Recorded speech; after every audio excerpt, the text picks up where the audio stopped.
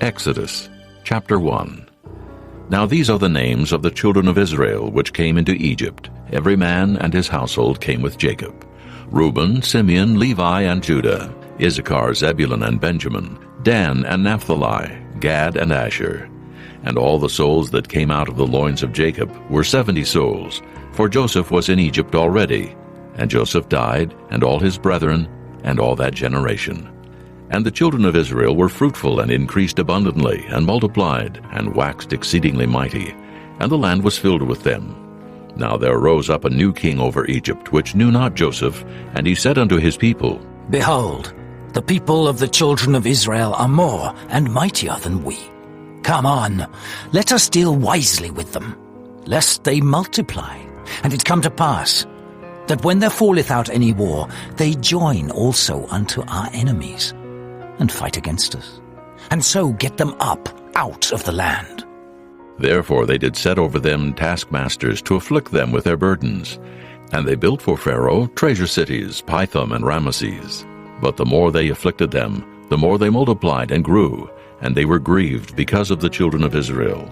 And the Egyptians made the children of Israel to serve with rigor, and they made their lives bitter with hard bondage, in mortar and in brick, and in all manner of service in the field. All their service wherein they made them serve was with rigor. And the king of Egypt spake to the Hebrew midwives, of which the name of one was Shiphrah, and the name of the other Puah. And he said, When ye do the office of a midwife to the Hebrew women, and see them upon the stools, if it be a son, then ye shall kill him. But if it be a daughter, then she shall live. But the midwives feared God, and did not as the king of Egypt commanded them, but saved the men children alive. And the king of Egypt called for the midwives, and said unto them, Why have ye done this thing, and have saved the men children alive? And the midwives said unto Pharaoh, Because the Hebrew women are not as the Egyptian women, for they are lively, and are delivered ere the midwives come in unto them. Therefore God dealt well with the midwives, and the people multiplied and waxed very mighty. And it came to pass, because the midwives feared God, that he made them houses. And Pharaoh charged all his people, saying, Every son that is born ye shall cast into the river, and every daughter ye shall save alive. Chapter 2. And there went a man of the house of Levi, and took to wife a daughter of Levi. And the woman conceived, and bare a son. And when she saw him that he was a goodly child, she hid him 3 months. And when she could no longer hide him, she took for him an ark of bulrushes, and daubed it with slime and with pitch, and put the child therein. And she laid it in the flags by the river's brink. And his sister stood afar off to wit what would be done to him. And the daughter of Pharaoh came down to wash herself at the river, and her maidens walked along by the river's side. And when she saw the ark among the flags, she sent her maid to fetch it. And when she had opened it, she saw the child, and behold, the babe wept. And she had compassion on him, and said, This is one of the Hebrews' children. Then said his sister to Pharaoh's daughter, Shall I go and call to thee a nurse of the Hebrew women, that she may nurse the child for thee? And Pharaoh's daughter said to her, Go. And the maid went and called the child's mother. And Pharaoh's daughter said unto her, Take this child away, and nurse it for me, and I will give thee thy wages. And the woman took the child and nursed it. And the child grew, and she brought him unto Pharaoh's daughter, and he became her son. And she called his name Moses, and she said, Because I drew him out of the water. And it came to pass in those days, when Moses was grown, that he went out unto his brethren, and looked on their burdens. And he spied an Egyptian smiting an Hebrew, one of his brethren. And he looked this way and that way, and when he saw that there was no man, he slew the Egyptian, and hid him in the sand. And when he went out the second day, behold, 2 men of the Hebrews strove together. And he said to him that did the wrong, Wherefore smitest thou thy fellow? And he said, Who made thee a prince and a judge over us? Intendest thou to kill me as thou killedst the Egyptian? And Moses feared, and said, Surely this thing is known. Now when Pharaoh heard this thing, he sought to slay Moses. But Moses fled from the face of Pharaoh, and dwelt in the land of Midian. And he sat down by a well. Now the priest of Midian had 7 daughters, and they came and drew water, and filled the troughs to water their father's flock. And the shepherds came and drove them away. But Moses stood up and helped them, and watered their flock. And when they came to Reuel their father, he said, How is it that ye are come so soon today? And they said, An Egyptian delivered us out of the hand of the shepherds, and also drew water enough for us, and watered the flock. And he said unto his daughters, And where is he? Why is it that ye have left the man? Call him, that he may eat bread. And Moses was content to dwell with the man. And he gave Moses Zipporah his daughter, and she bare him a son. And he called his name Gershom, for he said, I have been a stranger in a strange land. And it came to pass in process of time, that the king of Egypt died, and the children of Israel sighed by reason of the bondage. And they cried, and their cry came up unto God by reason of the bondage. And God heard their groaning. And God remembered his covenant with Abraham, with Isaac, and with Jacob. And God looked upon the children of Israel, and God had respect unto them. Chapter 3. Now Moses kept the flock of Jethro his father-in-law, the priest of Midian. And he led the flock to the backside of the desert, and came to the mountain of God, even to Horeb. And the angel of the Lord appeared unto him in a flame of fire out of the midst of a bush. And he looked, and behold, the bush burned with fire, and the bush was not consumed. And Moses said, I will now turn aside and see this great sight, why the bush is not burnt. And when the Lord saw that he turned aside to see, God called unto him out of the midst of the bush, and said, Moses, Moses. And he said, Here am I. And he said, Draw not nigh hither. Put off thy shoes from off thy feet, for the place whereon thou standest is holy ground. Moreover he said, I am the God of thy father, the God of Abraham, the God of Isaac, and the God of Jacob. And Moses hid his face, for he was afraid to look upon God.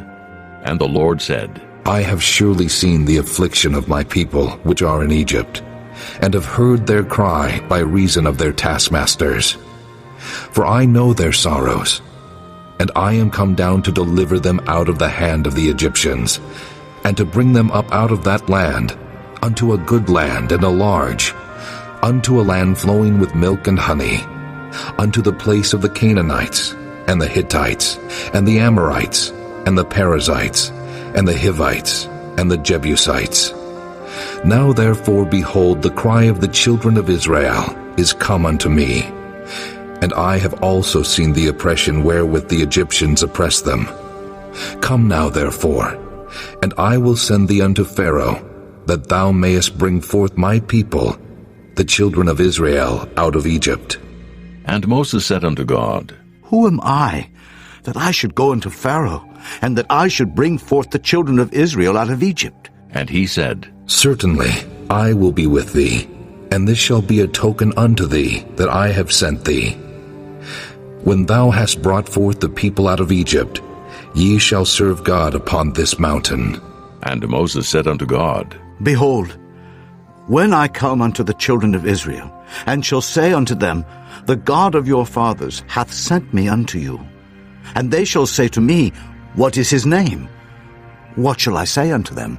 And God said unto Moses, I am that I am. And he said, Thus shalt thou say unto the children of Israel, I am hath sent me unto you. And God said moreover unto Moses, Thus shalt thou say unto the children of Israel, The Lord God of your fathers, the God of Abraham, the God of Isaac, and the God of Jacob hath sent me unto you.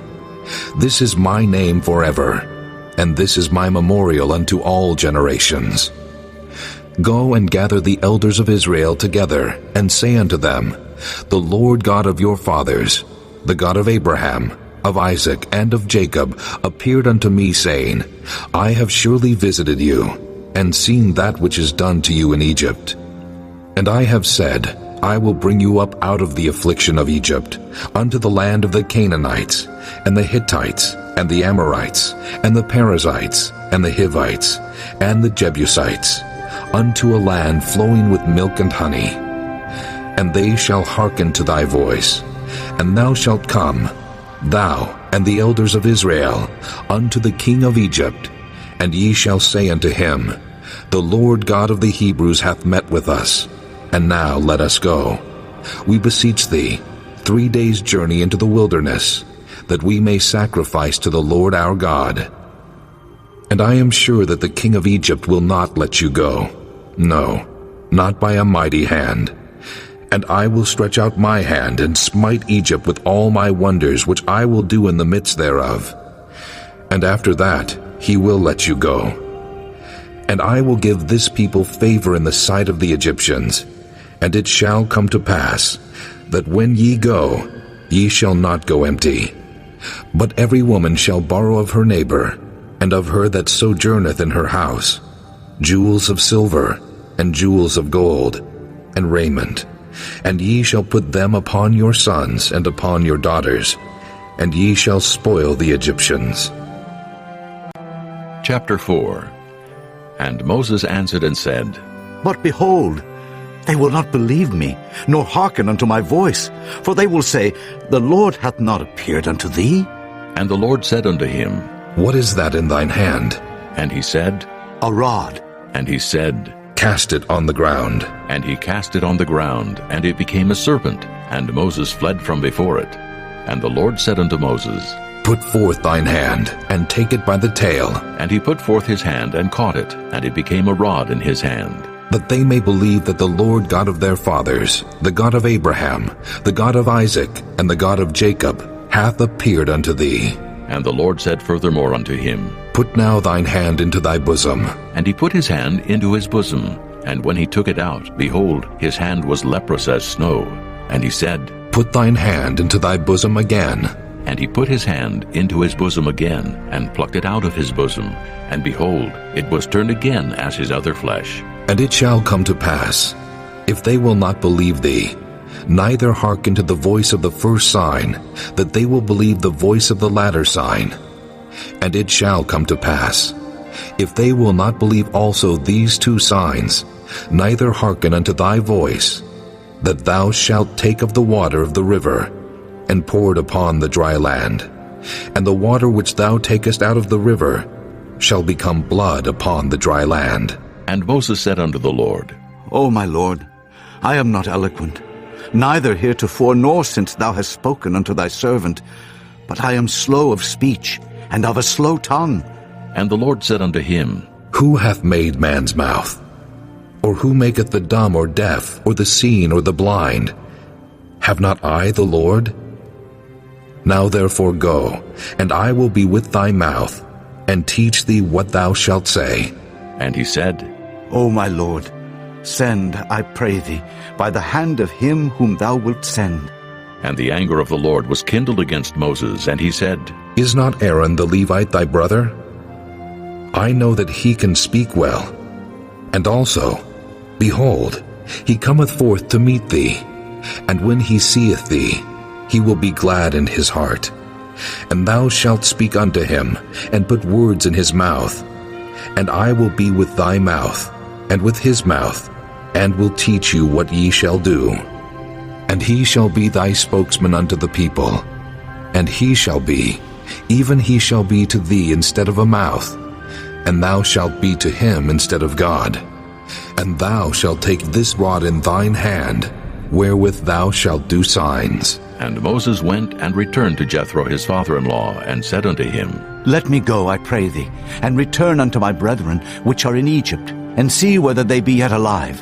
And Jethro said to Moses, Go in peace. And the Lord said unto Moses in Midian, Go, return into Egypt, for all the men are dead which sought thy life. And Moses took his wife and his sons, and set them upon an ass, and he returned to the land of Egypt. And Moses took the rod of God in his hand.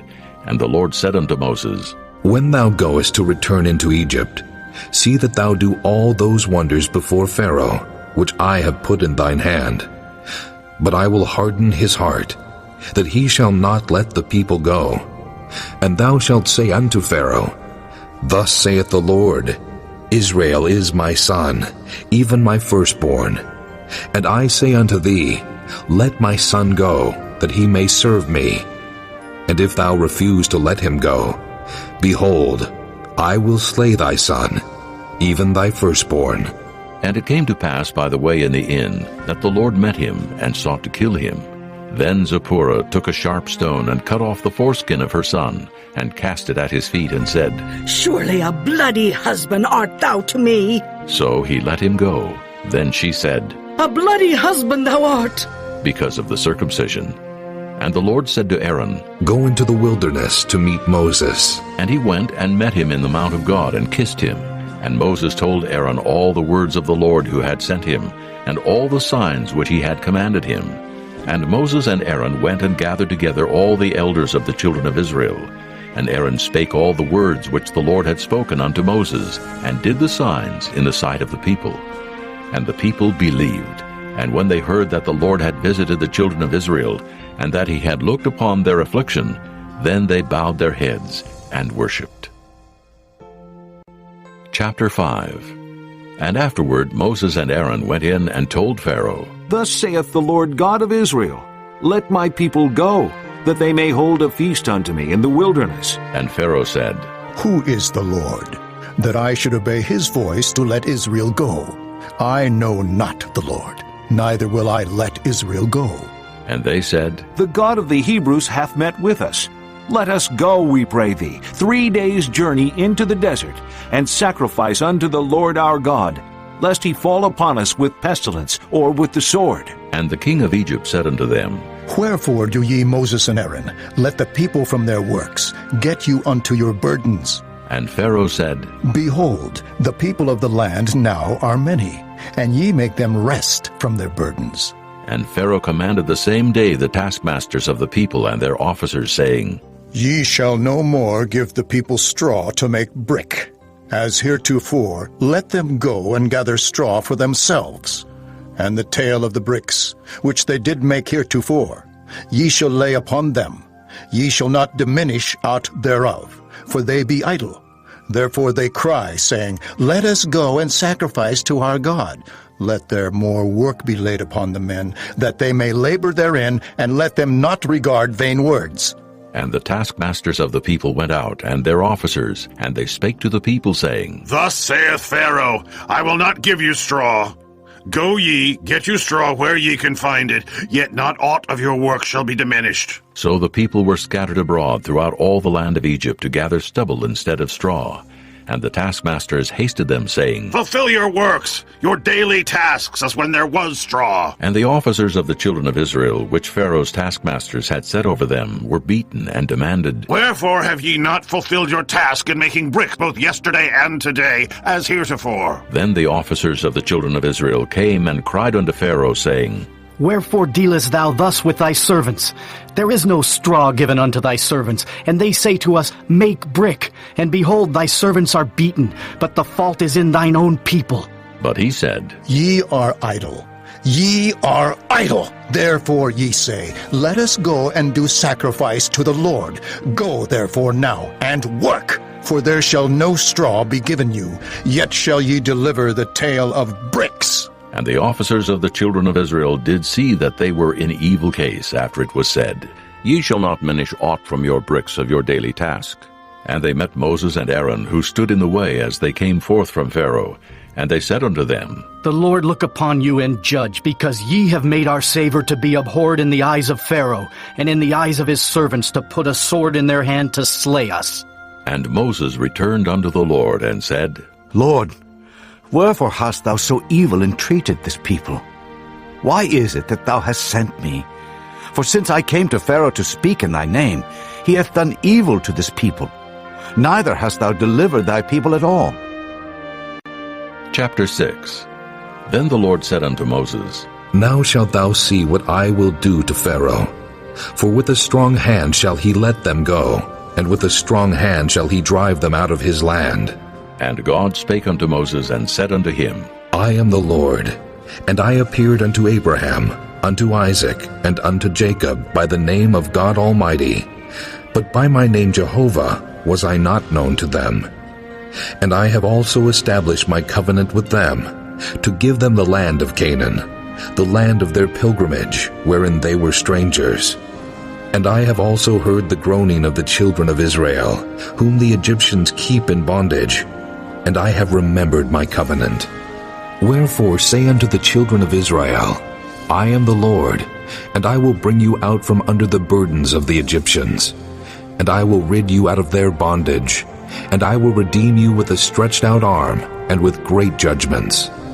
And I will take you to me for a people, and I will be to you a God.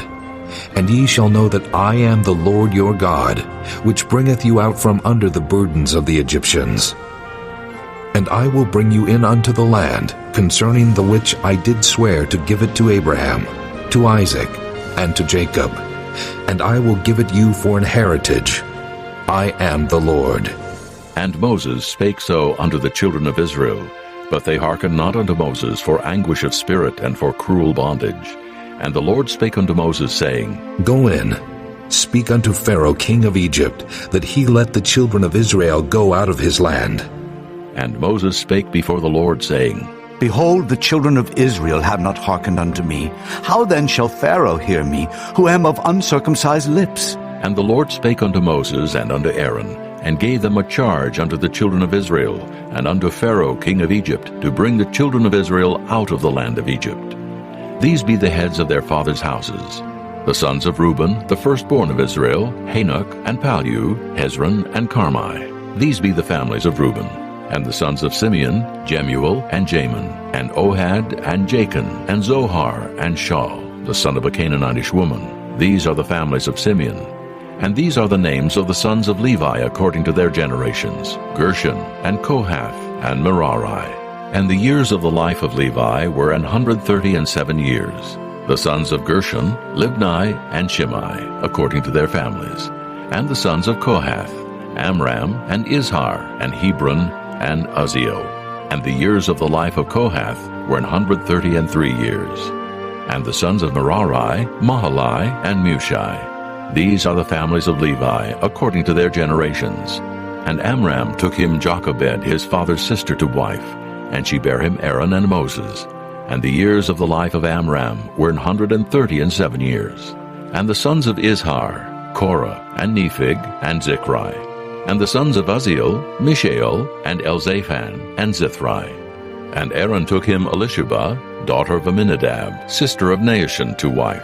And she bare him Nadab, and Abihu, Eleazar, and Ithamar. And the sons of Korah, Asir, and Elkanah, and Abiasaph. These are the families of the Korhites. And Eleazar, Aaron's son, took him one of the daughters of Putiel to wife, and she bare him Phinehas. These are the heads of the fathers of the Levites according to their families. These are that Aaron and Moses, to whom the Lord said, Bring out the children of Israel from the land of Egypt according to their armies. These are they which spake to Pharaoh king of Egypt to bring out the children of Israel from Egypt. These are that Moses and Aaron. And it came to pass on the day when the Lord spake unto Moses in the land of Egypt, that the Lord spake unto Moses, saying, I am the Lord. Speak thou unto Pharaoh king of Egypt all that I say unto thee. And Moses said before the Lord, Behold, I am of uncircumcised lips, and how shall Pharaoh hearken unto me? Chapter 7. And the Lord said unto Moses, See, I have made thee a god to Pharaoh, and Aaron thy brother shall be thy prophet. Thou shalt speak all that I command thee, and Aaron thy brother shall speak unto Pharaoh, that he send the children of Israel out of his land. And I will harden Pharaoh's heart, and multiply my signs and my wonders in the land of Egypt. But Pharaoh shall not hearken unto you, that I may lay my hand upon Egypt, and bring forth mine armies, and my people, the children of Israel, out of the land of Egypt by great judgments. And the Egyptians shall know that I am the Lord, when I stretch forth mine hand upon Egypt, and bring out the children of Israel from among them. And Moses and Aaron did as the Lord commanded them, so did they. And Moses was 80 years old, and Aaron 83 years old, when they spake unto Pharaoh. And the Lord spake unto Moses and unto Aaron, saying, When Pharaoh shall speak unto you, saying, Show a miracle for you, then thou shalt say unto Aaron, Take thy rod, and cast it before Pharaoh, and it shall become a serpent. And Moses and Aaron went in unto Pharaoh, and they did so as the Lord had commanded. And Aaron cast down his rod before Pharaoh, and before his servants, and it became a serpent. Then Pharaoh also called the wise men and the sorcerers. Now the magicians of Egypt, they also did in like manner with their enchantments. For they cast down every man his rod, and they became serpents. But Aaron's rod swallowed up their rods. And he hardened Pharaoh's heart, that he hearkened not unto them, as the Lord had said. And the Lord said unto Moses, Pharaoh's heart is hardened. he refuseth to let the people go. Get thee unto Pharaoh in the morning. Lo, he goeth out unto the water.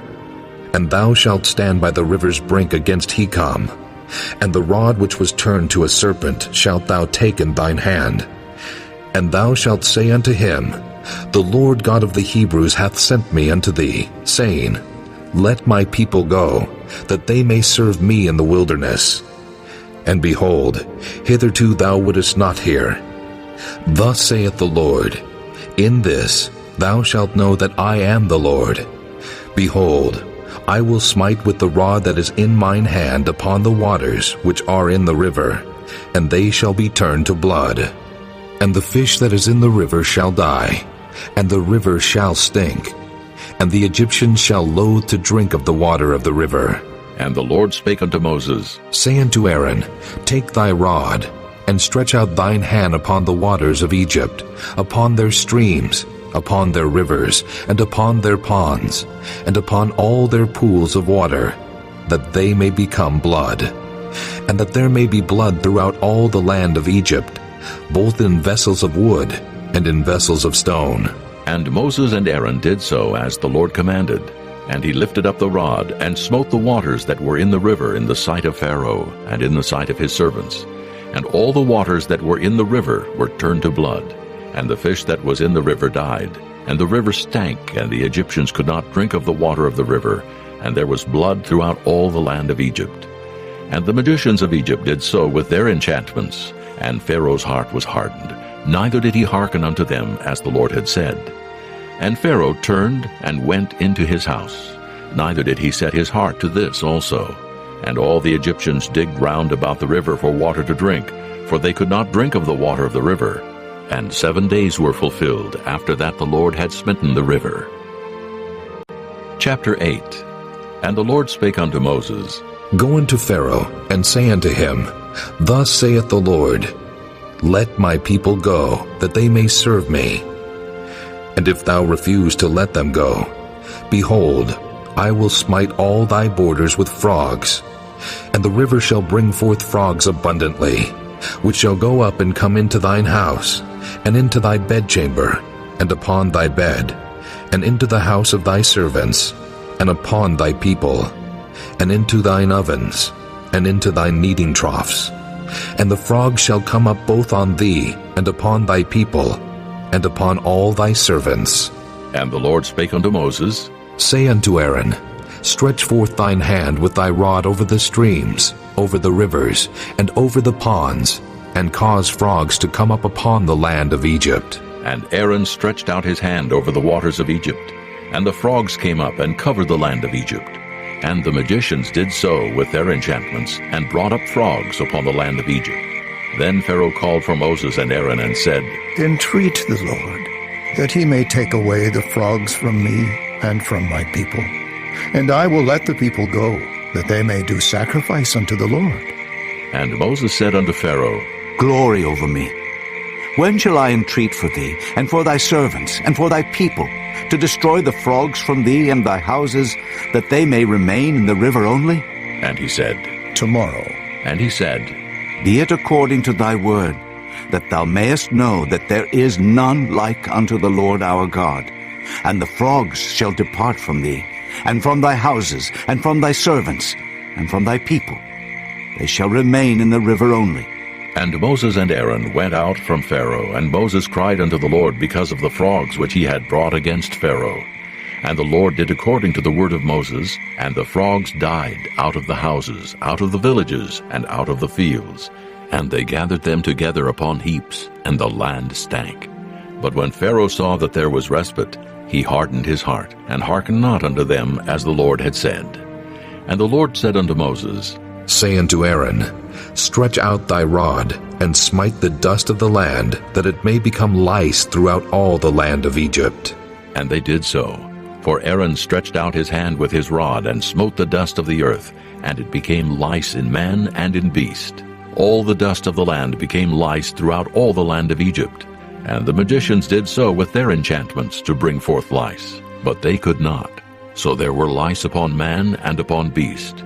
Then the magicians said unto Pharaoh, This is the finger of God.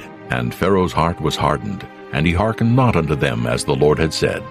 And the Lord said unto Moses, Rise up early in the morning, and stand before Pharaoh. Lo, he cometh forth to the water, and say unto him, Thus saith the Lord, Let my people go, that they may serve me.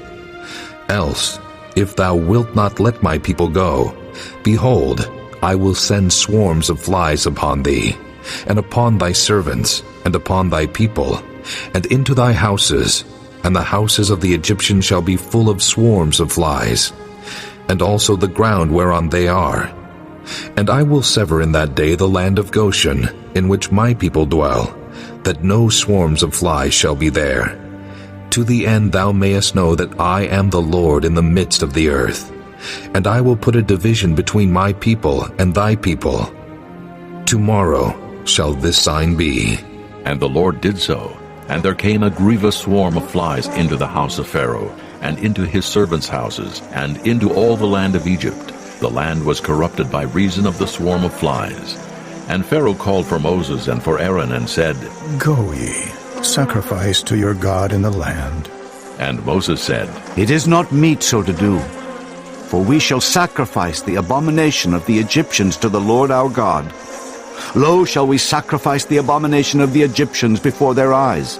And will they not stone us? We will go 3 days' journey into the wilderness, and sacrifice to the Lord our God, as he shall command us. And Pharaoh said, I will let you go, that ye may sacrifice to the Lord your God in the wilderness. Only ye shall not go very far away. Entreat for me. And Moses said, Behold, I go out from thee, and I will entreat the Lord that the swarms of flies may depart from Pharaoh, from his servants, and from his people tomorrow. But let not Pharaoh deal deceitfully any more in not letting the people go to sacrifice to the Lord. And Moses went out from Pharaoh and entreated the Lord.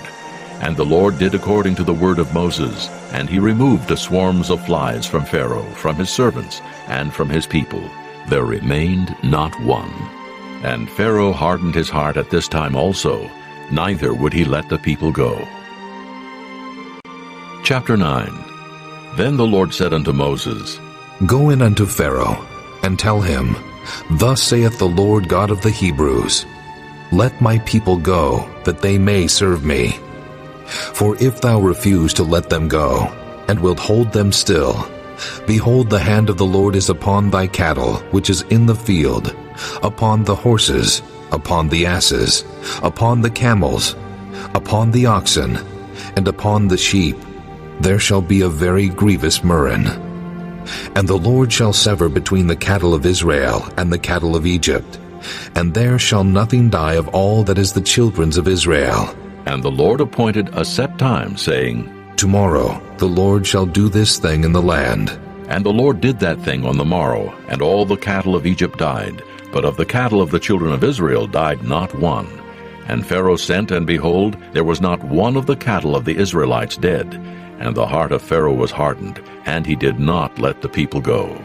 And the Lord said unto Moses and unto Aaron, Take to you handfuls of ashes of the furnace, and let Moses sprinkle it toward the heaven in the sight of Pharaoh. And it shall become small dust in all the land of Egypt, and shall be a boil breaking forth with blains upon man, and upon beast throughout all the land of Egypt. And they took ashes of the furnace, and stood before Pharaoh, and Moses sprinkled it up toward heaven, and it became a boil breaking forth with blains upon man and upon beast. And the magicians could not stand before Moses because of the boils, for the boil was upon the magicians and upon all the Egyptians. And the Lord hardened the heart of Pharaoh, and he hearkened not unto them, as the Lord had spoken unto Moses. And the Lord said unto Moses, Rise up early in the morning, and stand before Pharaoh, and say unto him, Thus saith the Lord God of the Hebrews, Let my people go, that they may serve me. For I will at this time send all my plagues upon thine heart, and upon thy servants, and upon thy people, that thou mayest know that there is none like me in all the earth. For now I will stretch out my hand, that I may smite thee and thy people with pestilence, and thou shalt be cut off from the earth. And in very deed for this cause have I raised thee up, for to show in thee my power, and that my name may be declared throughout all the earth. As yet exaltest thou thyself against my people, that thou wilt not let them go? Behold, tomorrow about this time I will cause it to rain a very grievous hail, such as hath not been in Egypt since the foundation thereof even until now. Send therefore now, and gather thy cattle, and all that thou hast in the field, for upon every man and beast which shall be found in the field, and shall not be brought home, the hail shall come down upon them, and they shall die. He that feared the word of the Lord among the servants of Pharaoh made his servants and his cattle flee into the houses, and he that regarded not the word of the Lord left his servants and his cattle in the field. And the Lord said unto Moses, Stretch forth thine hand toward heaven, that there may be hail in all the land of Egypt, upon man, and upon beast, and upon every herb of the field throughout the land of Egypt. And Moses stretched forth his rod toward heaven, and the Lord sent thunder and hail, and the fire ran along upon the ground, and the Lord rained hail upon the land of Egypt. So there was hail and fire mingled with the hail, very grievous, such as there was none like it in all the land of Egypt, since it became a nation. And the hail smote throughout all the land of Egypt, all that was in the field, both man and beast. And the hail smote every herb of the field, and brake every tree of the field. Only in the land of Goshen, where the children of Israel were, was there no hail. And Pharaoh sent and called for Moses and Aaron, and said unto them, I have sinned this time. The Lord is righteous, and I and my people are wicked. Entreat the Lord, for it is enough, that there be no more mighty thunderings and hail, and I will let you go, and ye shall stay no longer. And Moses said unto him, As soon as I am gone out of the city, I will spread abroad my hands unto the Lord, and the thunder shall cease, neither shall there be any more hail, that thou mayest know how that the earth is the Lord's. But as for thee and thy servants, I know that ye will not yet fear the Lord God. And the flax and the barley was smitten, for the barley was in the ear, and the flax was bold. But the wheat and the rye were not smitten, for they were not grown up. And Moses went out of the city from Pharaoh, and spread abroad his hands unto the Lord. And the thunders and hail ceased, and the rain was not poured upon the earth. And when Pharaoh saw that the rain and the hail and the thunders were ceased, he sinned yet more, and hardened his heart, he and his servants. And the heart of Pharaoh was hardened, neither would he let the children of Israel go, as the Lord had spoken by Moses. Chapter 10. And the Lord said unto Moses, Go in unto Pharaoh, for I have hardened his heart and the heart of his servants, that I might show these my signs before him, and that thou mayest tell in the ears of thy son, and of thy son's son, what things I have wrought in Egypt, and my signs which I have done among them, that ye may know how that I am the Lord. And Moses and Aaron came in unto Pharaoh, and said unto him, Thus saith the Lord God of the Hebrews, How long wilt thou refuse to humble thyself before me? Let my people go, that they may serve me. Else, if thou refuse to let my people go, behold, tomorrow will I bring the locusts into thy coast, and they shall cover the face of the earth, that one cannot be able to see the earth. And they shall eat the residue of that which is escaped, which remaineth unto you from the hail, and shall eat every tree which groweth for you out of the field. And they shall fill thy houses, and the houses of all thy servants, and the houses of all the Egyptians, which neither thy fathers nor thy fathers' fathers have seen, since the day that they were upon the earth unto this day. And he turned himself, and went out from Pharaoh. And Pharaoh's servants said unto him, How long shall this man be a snare unto us? Let the men go, that they may serve the Lord their God. Knowest thou not yet that Egypt is destroyed? And Moses and Aaron were brought again unto Pharaoh, and he said unto them, Go, serve the Lord your God. But who are they that shall go? And Moses said, We will go with our young and with our old, with our sons and with our daughters, with our flocks and with our herds will we go. For we must hold a feast unto the Lord. And he said unto them, Let the Lord be so with you, as I will let you go, and your little ones. Look to it, for evil is before you. Not so. Go now, ye that are men, and serve the Lord, for that ye did desire. And they were driven out from Pharaoh's presence. And the Lord said unto Moses, Stretch out thine hand over the land of Egypt for the locusts, that they may come up upon the land of Egypt, and eat every herb of the land, even all that the hail hath left. And Moses stretched forth his rod over the land of Egypt. And the Lord brought an east wind upon the land all that day and all that night. And when it was morning, the east wind brought the locusts. And the locusts went up over all the land of Egypt, and rested in all the coasts of Egypt. Very grievous were they. Before them there were no such locusts as they, neither after them shall be such. For they covered the face of the whole earth, so that the land was darkened. And they did eat every herb of the land, and all the fruit of the trees which the hail had left. And there remained not any green thing in the trees, or in the herbs of the field, through all the land of Egypt. Then Pharaoh called for Moses and Aaron in haste, and he said, I have sinned against the Lord your God, and against you. Now therefore forgive, I pray thee, my sin only this once, and entreat the Lord your God, that he may take away from me this death only. And he went out from Pharaoh and entreated the Lord. And the Lord turned a mighty strong west wind, which took away the locusts, and cast them into the Red Sea. There remained not one locust in all the coasts of Egypt. But the Lord hardened Pharaoh's heart, so that he would not let the children of Israel go. And the Lord said unto Moses, Stretch out thine hand toward heaven, that there may be darkness over the land of Egypt, even darkness which may be felt. And Moses stretched forth his hand toward heaven, and there was a thick darkness in all the land of Egypt 3 days. They saw not one another, neither rose any from his place for 3 days, but all the children of Israel had light in their dwellings. And Pharaoh called unto Moses and said, Go ye, serve the Lord. Only let your flocks and your herds be stayed.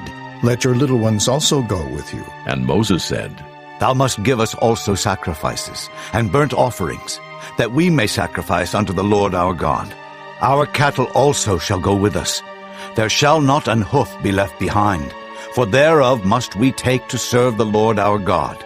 And we know not with what we must serve the Lord until we come thither. But the Lord hardened Pharaoh's heart, and he would not let them go. And Pharaoh said unto him, Get thee from me.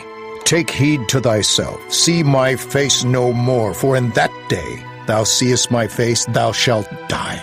And Moses said, Thou hast spoken well. I will see thy face again no more. Chapter 11. And the Lord said unto Moses, Yet will I bring one plague more upon Pharaoh and upon Egypt. Afterwards he will let you go hence. When he shall let you go, he shall surely thrust you out hence altogether.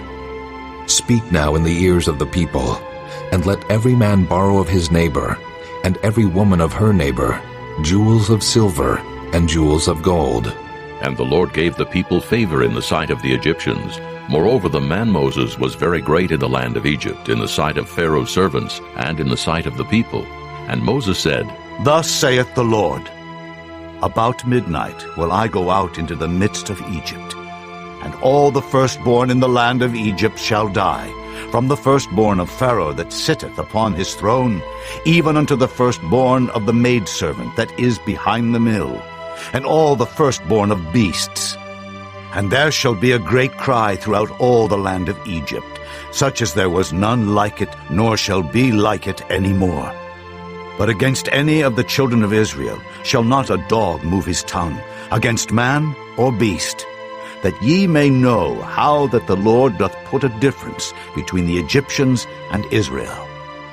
And all these thy servants shall come down unto me, and bow down themselves unto me, saying, Get thee out, and all the people that follow thee.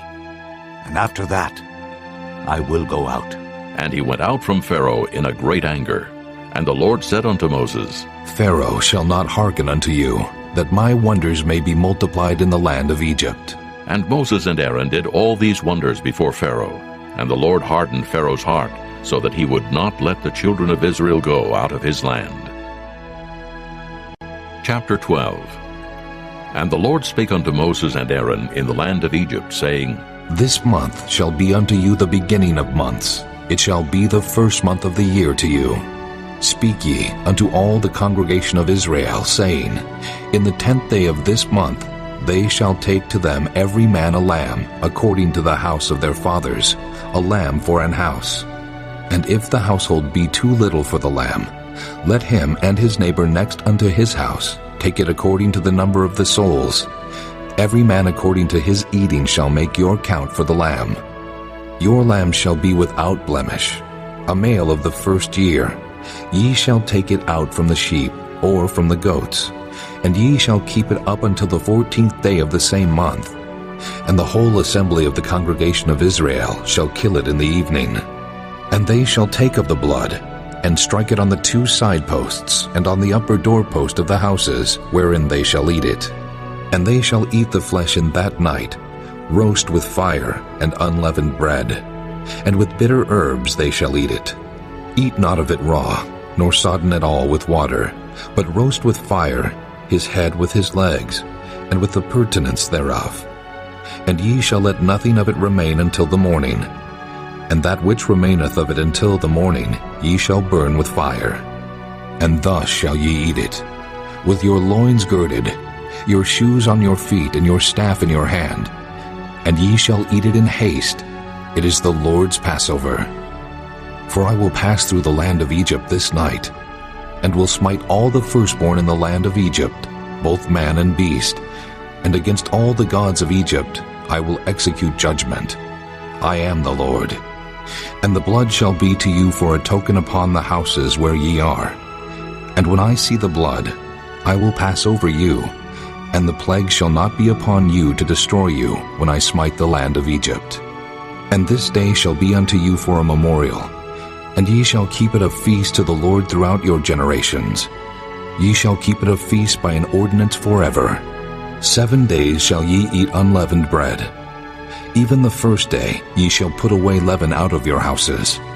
For whosoever eateth leavened bread from the first day until the 7th day, that soul shall be cut off from Israel. And in the first day there shall be an holy convocation, and in the 7th day there shall be an holy convocation to you. No manner of work shall be done in them, save that which every man must eat, that only may be done of you. And ye shall observe the feast of unleavened bread. For in this selfsame day have I brought your armies out of the land of Egypt. Therefore shall ye observe this day in your generations by an ordinance forever. In the 1st month, on the 14th day of the month at even, ye shall eat unleavened bread until the 21st day of the month at even. 7 days shall there be no leaven found in your houses. For whosoever eateth that which is leavened, even that soul shall be cut off from the congregation of Israel, whether he be a stranger or born in the land. Ye shall eat nothing leavened. In all your habitations shall ye eat unleavened bread. Then Moses called for all the elders of Israel, and said unto them, Draw out, and take you a lamb according to your families, and kill the Passover. And ye shall take a bunch of hyssop, and dip it in the blood that is in the basin, and strike the lintel and the 2 side posts with the blood that is in the basin. And none of you shall go out at the door of his house until the morning. For the Lord will pass through to smite the Egyptians. And when he seeth the blood upon the lintel, and on the 2 side posts, the Lord will pass over the door, and will not suffer the destroyer to come in unto your houses to smite you. And ye shall observe this thing for an ordinance to thee and to thy sons forever. And it shall come to pass, when ye be come to the land which the Lord will give you, according as he hath promised, that ye shall keep this service. And it shall come to pass, when your children shall say unto you, What mean ye by this service? That ye shall say, It is the sacrifice of the Lord's Passover, who passed over the houses of the children of Israel in Egypt, when he smote the Egyptians, and delivered our houses. And the people bowed the head and worshipped. And the children of Israel went away, and did as the Lord had commanded Moses and Aaron, so did they. And it came to pass that at midnight the Lord smote all the firstborn in the land of Egypt, from the firstborn of Pharaoh that sat on his throne, unto the firstborn of the captive that was in the dungeon, and all the firstborn of cattle. And Pharaoh rose up in the night, he and all his servants, and all the Egyptians, and there was a great cry in Egypt, for there was not a house where there was not one dead.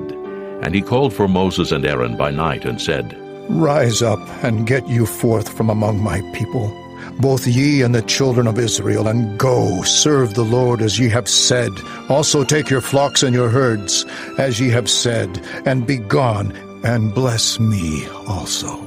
And the Egyptians were urgent upon the people that they might send them out of the land in haste, for they said, We be all dead men. And the people took their dough before it was leavened, their kneading troughs being bound up in their clothes upon their shoulders. And the children of Israel did according to the word of Moses, and they borrowed of the Egyptians jewels of silver and jewels of gold and raiment. And the Lord gave the people favor in the sight of the Egyptians, so that they lent unto them such things as they required, and they spoiled the Egyptians. And the children of Israel journeyed from Ramesses to Succoth, about 600,000 on foot that were men, beside children. And a mixed multitude went up also with them, and flocks and herds, even very much cattle. And they baked unleavened cakes of the dough which they brought forth out of Egypt, for it was not leavened, because they were thrust out of Egypt, and could not tarry, neither had they prepared for themselves any victual. Now the sojourning of the children of Israel who dwelt in Egypt was 430 years. And it came to pass at the end of the 430 years, even the selfsame day it came to pass, that all the hosts of the Lord went out from the land of Egypt. It is a night to be much observed unto the Lord for bringing them out of the land of Egypt. This is that night of the Lord to be observed of all the children of Israel in their generations. And the Lord said unto Moses and Aaron, This is the ordinance of the Passover. There shall no stranger eat thereof. But every man's servant that is bought for money, when thou hast circumcised him, then shall he eat thereof. A foreigner and an hired servant shall not eat thereof. In one house shall it be eaten. Thou shalt not carry forth aught of the flesh brought out of the house, neither shall ye break a bone thereof. All the congregation of Israel shall keep it. And when a stranger shall sojourn with thee, and will keep the Passover to the Lord, let all his males be circumcised, and then let him come near and keep it. And he shall be as one that is born in the land, for no uncircumcised person shall eat thereof. One law shall be to him that is homeborn, and unto the stranger that sojourneth among you. Thus did all the children of Israel, as the Lord commanded Moses and Aaron, so did they. And it came to pass the selfsame day that the Lord did bring the children of Israel out of the land of Egypt by their armies. Chapter 13. And the Lord spake unto Moses, saying, Sanctify unto me all the firstborn. Whatsoever openeth the womb among the children of Israel, both of man and of beast, it is mine. And Moses said unto the people, Remember this day, in which ye came out from Egypt, out of the house of bondage. For by strength of hand the Lord brought you out from this place. There shall no leavened bread be eaten. This day came ye out in the month Abib. And it shall be, when the Lord shall bring thee into the land of the Canaanites, and the Hittites, and the Amorites, and the Hivites, and the Jebusites, which he sware unto thy fathers to give thee, a land flowing with milk and honey, that thou shalt keep this service in this month. 7 days thou shalt eat unleavened bread, and in the 7th day shall be a feast to the Lord. Unleavened bread shall be eaten 7 days, and there shall no leavened bread be seen with thee. Neither shall there be leaven seen with thee in all thy quarters. And thou shalt show thy son in that day, saying, This is done because of that which the Lord did unto me when I came forth out of Egypt. And it shall be for a sign unto thee upon thine hand, and for a memorial between thine eyes, that the Lord's law may be in thy mouth. For with a strong hand hath the Lord brought thee out of Egypt. Thou shalt therefore keep this ordinance in his season from year to year. And it shall be, when the Lord shall bring thee into the land of the Canaanites, as he sware unto thee and to thy fathers, and shall give it thee, that thou shalt set apart unto the Lord all that openeth the matrix, and every firstling that cometh of a beast which thou hast, the males shall be the Lord's. And every firstling of an ass thou shalt redeem with a lamb. And if thou wilt not redeem it, then thou shalt break his neck. And all the firstborn of man among thy children shalt thou redeem. And it shall be when thy son asketh thee in time to come, saying, What is this? That thou shalt say unto him, By strength of hand the Lord brought us out from Egypt, from the house of bondage. And it came to pass, when Pharaoh would hardly let us go, that the Lord slew all the firstborn in the land of Egypt, both the firstborn of man and the firstborn of beast. Therefore I sacrifice to the Lord all that openeth the matrix, being males, but all the firstborn of my children I redeem. And it shall be for a token upon thine hand, and for frontlets between thine eyes, for by strength of hand the Lord brought us forth out of Egypt. And it came to pass, when Pharaoh had let the people go, that God led them not through the way of the land of the Philistines, although that was near. For God said, Lest peradventure the people repent when they see war, and they return to Egypt. But God led the people about through the way of the wilderness of the Red Sea. And the children of Israel went up harnessed out of the land of Egypt. And Moses took the bones of Joseph with him, for he had straitly sworn the children of Israel, saying, God will surely visit you, and ye shall carry up my bones away hence with you. And they took their journey from Succoth, and encamped in Etham in the edge of the wilderness. And the Lord went before them by day in a pillar of cloud to lead them the way, and by night in a pillar of fire to give them light, to go by day and night. He took not away the pillar of the cloud by day, nor the pillar of fire by night from before the people. Chapter 14. And the Lord spake unto Moses, saying, Speak unto the children of Israel, that they turn and encamp before Pi-hahiroth, between Migdol and the sea, over against Baal-zephon. Before it shall ye encamp by the sea. For Pharaoh will say of the children of Israel, They are entangled in the land, the wilderness hath shut them in. And I will harden Pharaoh's heart, that he shall follow after them. And I will be honored upon Pharaoh, and upon all his host, that the Egyptians may know that I am the Lord. And they did so. And it was told the king of Egypt that the people fled, and the heart of Pharaoh and of his servants was turned against the people, and they said, Why have we done this, that we have let Israel go from serving us? And he made ready his chariot, and took his people with him. And he took 600 chosen chariots, and all the chariots of Egypt, and captains over every one of them. And the Lord hardened the heart of Pharaoh, king of Egypt, and he pursued after the children of Israel. And the children of Israel went out with an high hand. But the Egyptians pursued after them, all the horses and chariots of Pharaoh, and his horsemen, and his army, and overtook them encamping by the sea beside Pi-hahiroth, before Baal-zephon. And when Pharaoh drew nigh, the children of Israel lifted up their eyes, and behold, the Egyptians marched after them, and they were sore afraid. And the children of Israel cried out unto the Lord, and they said unto Moses, Because there were no graves, in Egypt hast thou taken us away to die in the wilderness? Wherefore hast thou dealt thus with us, to carry us forth out of Egypt? Is not this the word that we did tell thee in Egypt, saying, Let us alone, that we may serve the Egyptians? For it had been better for us to serve the Egyptians than that we should die in the wilderness. And Moses said unto the people, Fear ye not. Stand still, and see the salvation of the Lord, which he will show to you today. For the Egyptians, whom ye have seen today, ye shall see them again no more forever. The Lord shall fight for you, and ye shall hold your peace. And the Lord said unto Moses, Wherefore criest thou unto me? Speak unto the children of Israel, that they go forward. But lift thou up thy rod, and stretch out thine hand over the sea, and divide it. And the children of Israel shall go on dry ground through the midst of the sea. And behold, I will harden the hearts of the Egyptians, and they shall follow them. And I will get me honor upon Pharaoh, and upon all his host, upon his chariots, and upon his horsemen. And the Egyptians shall know that I am the Lord, when I have gotten me honor upon Pharaoh, upon his chariots, and upon his horsemen. And the angel of God, which went before the camp of Israel, removed and went behind them. And the pillar of the cloud went from before their face, and stood behind them. And it came between the camp of the Egyptians and the camp of Israel, and it was a cloud and darkness to them.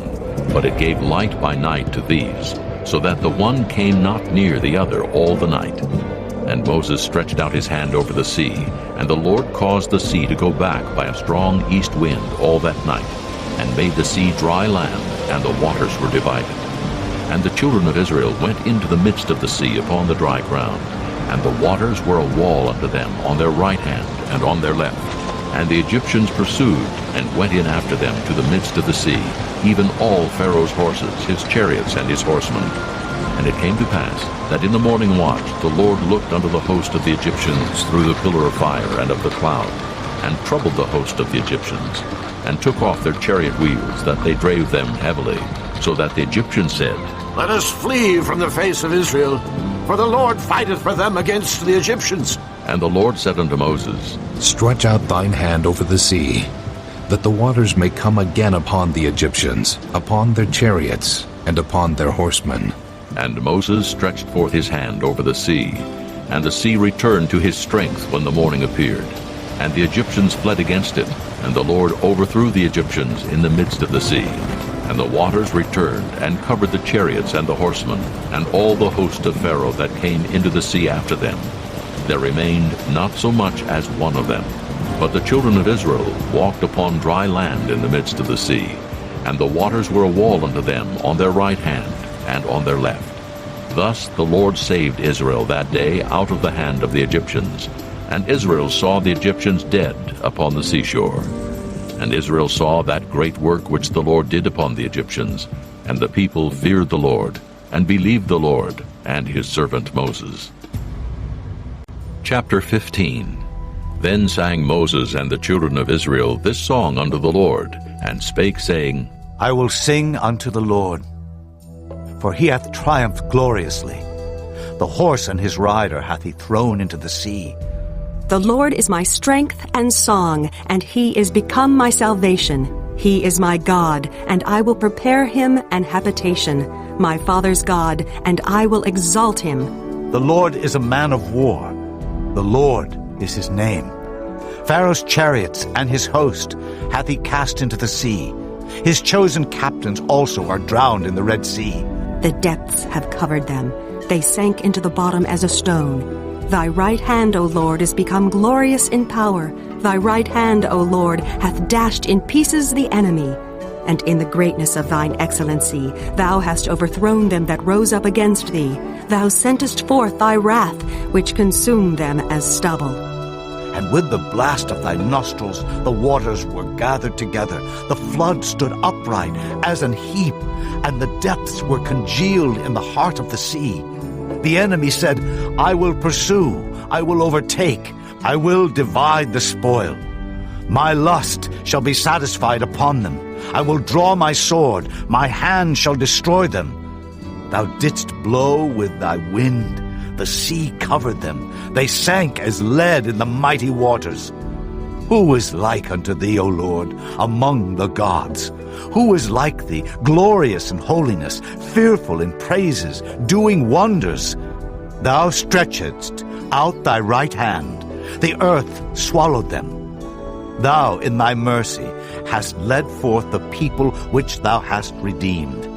Thou hast guided them in thy strength unto thy holy habitation.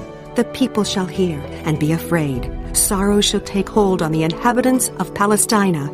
Then the dukes of Edom shall be amazed. The mighty men of Moab, trembling, shall take hold upon them. All the inhabitants of Canaan shall melt away. Fear and dread shall fall upon them. By the greatness of thine arm they shall be as still as a stone, till thy people pass over, O Lord, till the people pass over which thou hast purchased. Thou shalt bring them in, and plant them in the mountain of thine inheritance, in the place, O Lord, which thou hast made for thee to dwell in the sanctuary, O Lord, which thy hands have established. The Lord shall reign forever and ever. For the horse of Pharaoh went in with his chariots and with his horsemen into the sea. And the Lord brought again the waters of the sea upon them. But the children of Israel went on dry land in the midst of the sea. And Miriam the prophetess, the sister of Aaron, took a timbrel in her hand, and all the women went out after her with timbrels and with dances. And Miriam answered them, Sing ye to the Lord, for he hath triumphed gloriously. The horse and his rider hath he thrown into the sea. So Moses brought Israel from the Red Sea, and they went out into the wilderness of Shur. And they went 3 days in the wilderness and found no water. And when they came to Marah, they could not drink of the waters of Marah, for they were bitter. Therefore the name of it was called Marah. And the people murmured against Moses, saying, What shall we drink? And he cried unto the Lord. And the Lord showed him a tree, which when he had cast into the waters were made sweet. There he made for them a statute and an ordinance, and there he proved them, and said, If thou wilt diligently hearken to the voice of the Lord thy God, and wilt do that which is right in his sight, and wilt give ear to his commandments, and keep all his statutes, I will put none of these diseases upon thee, which I have brought upon the Egyptians. For I am the Lord that healeth thee. And they came to Elim, where were 12 wells of water, and 70 palm trees, and they encamped there by the waters. Chapter 16. And they took their journey from Elim, and all the congregation of the children of Israel came unto the wilderness of Sin, which is between Elim and Sinai, on the 15th day of the 2nd month, after their departing out of the land of Egypt. And the whole congregation of the children of Israel murmured against Moses and Aaron in the wilderness. And the children of Israel said unto them, Would to God we had died by the hand of the Lord in the land of Egypt, when we sat by the flesh pots, and when we did eat bread to the full. For ye have brought us forth into this wilderness, to kill this whole assembly with hunger. Then said the Lord unto Moses, Behold, I will rain bread from heaven for you. And the people shall go out and gather a certain rate every day, that I may prove them whether they will walk in my law or no. And it shall come to pass, that on the 6th day they shall prepare that which they bring in, and it shall be twice as much as they gather daily. And Moses and Aaron said unto all the children of Israel, At even, then ye shall know that the Lord hath brought you out from the land of Egypt. And in the morning, then ye shall see the glory of the Lord, for that he heareth your murmurings against the Lord. And what are we, that ye murmur against us?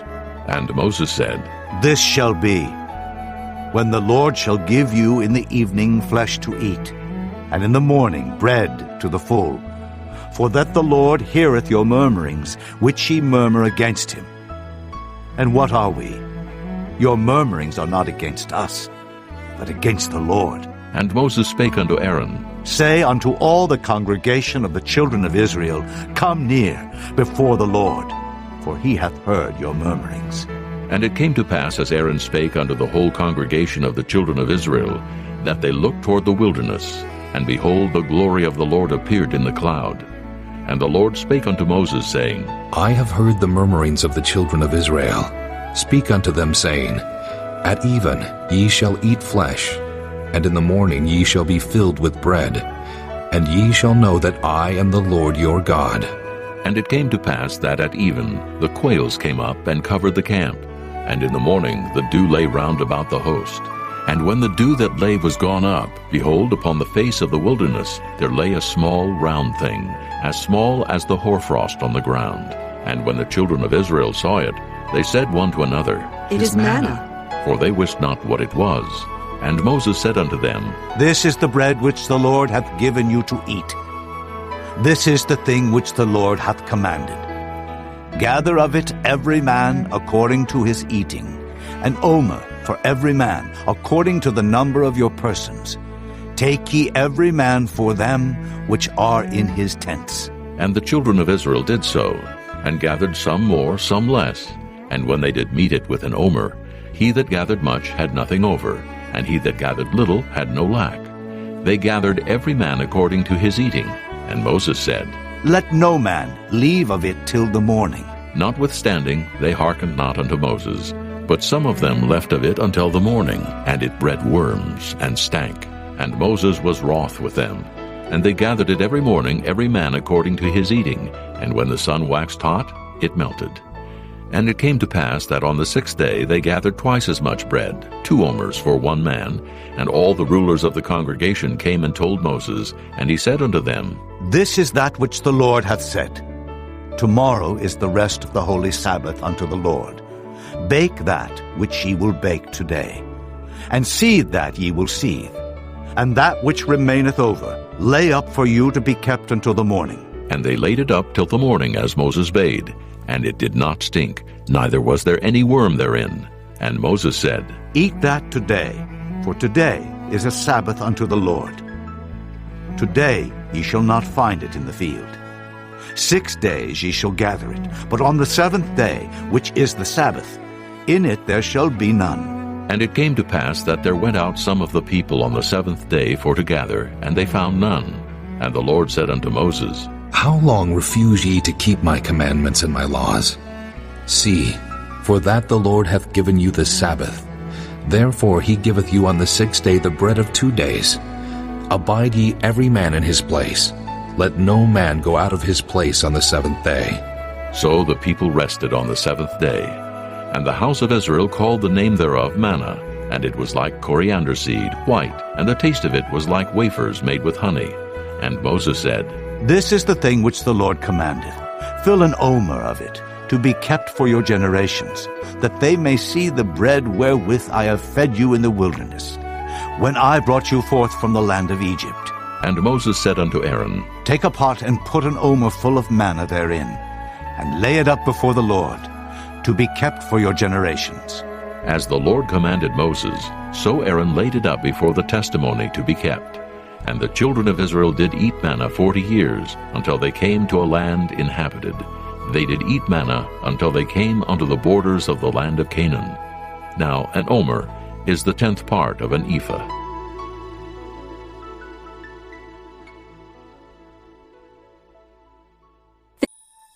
Chapter 17. And all the congregation of the children of Israel journeyed from the wilderness of Sin, after their journeys according to the commandment of the Lord, and pitched in Rephidim. And there was no water for the people to drink. Wherefore the people did chide with Moses, and said, Give us water, that we may drink. And Moses said unto them, Why chide ye with me?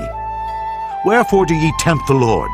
And the people thirsted there for water. And the people murmured against Moses, and said, Wherefore is this, that thou hast brought us up out of Egypt, to kill us and our children and our cattle with thirst? And Moses cried unto the Lord, saying, What shall I do unto this people?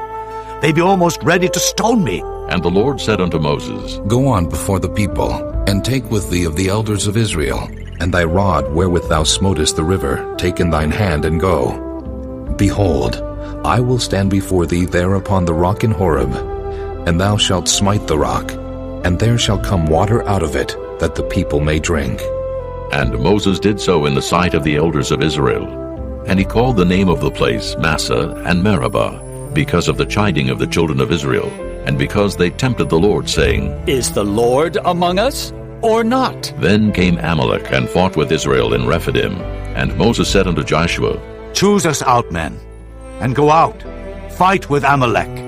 Tomorrow I will stand on the top of the hill with the rod of God in mine hand. So Joshua did as Moses had said to him, and fought with Amalek. And Moses, Aaron, and Hur went up to the top of the hill. And it came to pass, when Moses held up his hand, that Israel prevailed. And when he let down his hand, Amalek prevailed. But Moses' hands were heavy, and they took a stone and put it under him, and he sat thereon. And Aaron and Hur stayed up his hands, the one on the one side, and the other on the other side. And his hands were steady until the going down of the sun. And Joshua discomfited Amalek and his people with the edge of the sword. And the Lord said unto Moses, Write this for a memorial in a book, and rehearse it in the ears of Joshua. For I will utterly put out the remembrance of Amalek from under heaven. And Moses built an altar, and called the name of it Jehovah Nissi. For he said, Because the Lord hath sworn that the Lord will have war with Amalek from generation to generation. Chapter 18. When Jethro, the priest of Midian, Moses' father-in-law, heard of all that God had done for Moses and for Israel his people, and that the Lord had brought Israel out of Egypt, then Jethro, Moses' father-in-law, took Zipporah, Moses' wife, after he had sent her back, and her 2 sons, of which the name of the one was Gershom. For he said, I have been an alien in a strange land. And the name of the other was Eliezer, for "The God of my father," said he, "was mine help, and delivered me from the sword of Pharaoh." And Jethro, Moses' father-in-law, came with his sons and his wife unto Moses into the wilderness, where he encamped at the mount of God. And he said unto Moses, I, thy father-in-law Jethro, am come unto thee, and thy wife and her 2 sons with her. And Moses went out to meet his father-in-law, and did obeisance, and kissed him. And they asked each other of their welfare, and they came into the tent. And Moses told his father-in-law all that the Lord had done unto Pharaoh and to the Egyptians for Israel's sake, and all the travail that had come upon them by the way, and how the Lord delivered them. And Jethro rejoiced for all the goodness which the Lord had done to Israel, whom he had delivered out of the hand of the Egyptians. And Jethro said, Blessed be the Lord, who hath delivered you out of the hand of the Egyptians, and out of the hand of Pharaoh, who hath delivered the people from under the hand of the Egyptians. Now I know that the Lord is greater than all gods, for in the thing wherein they dealt proudly he was above them. And Jethro, Moses' father-in-law, took a burnt offering and sacrifices for God. And Aaron came and all the elders of Israel to eat bread with Moses' father-in-law before God. And it came to pass on the morrow that Moses sat to judge the people, and the people stood by Moses from the morning unto the evening. And when Moses' father-in-law saw all that he did to the people, he said, What is this thing that thou doest to the people? Why sittest thou thyself alone, and all the people stand by thee from morning unto even? And Moses said unto his father-in-law, Because the people come unto me to inquire of God. When they have a matter, they come unto me, and I judge between one and another. And I do make them know the statutes of God, and his laws. And Moses' father-in-law said unto him, The thing that thou doest is not good. Thou wilt surely wear away, both thou and this people that is with thee. For this thing is too heavy for thee. Thou art not able to perform it thyself alone. Hearken now unto my voice. I will give thee counsel, and God shall be with thee. Be thou for the people to Godward, that thou mayest bring the causes unto God. And thou shalt teach them ordinances and laws, and shalt show them the way wherein they must walk, and the work that they must do.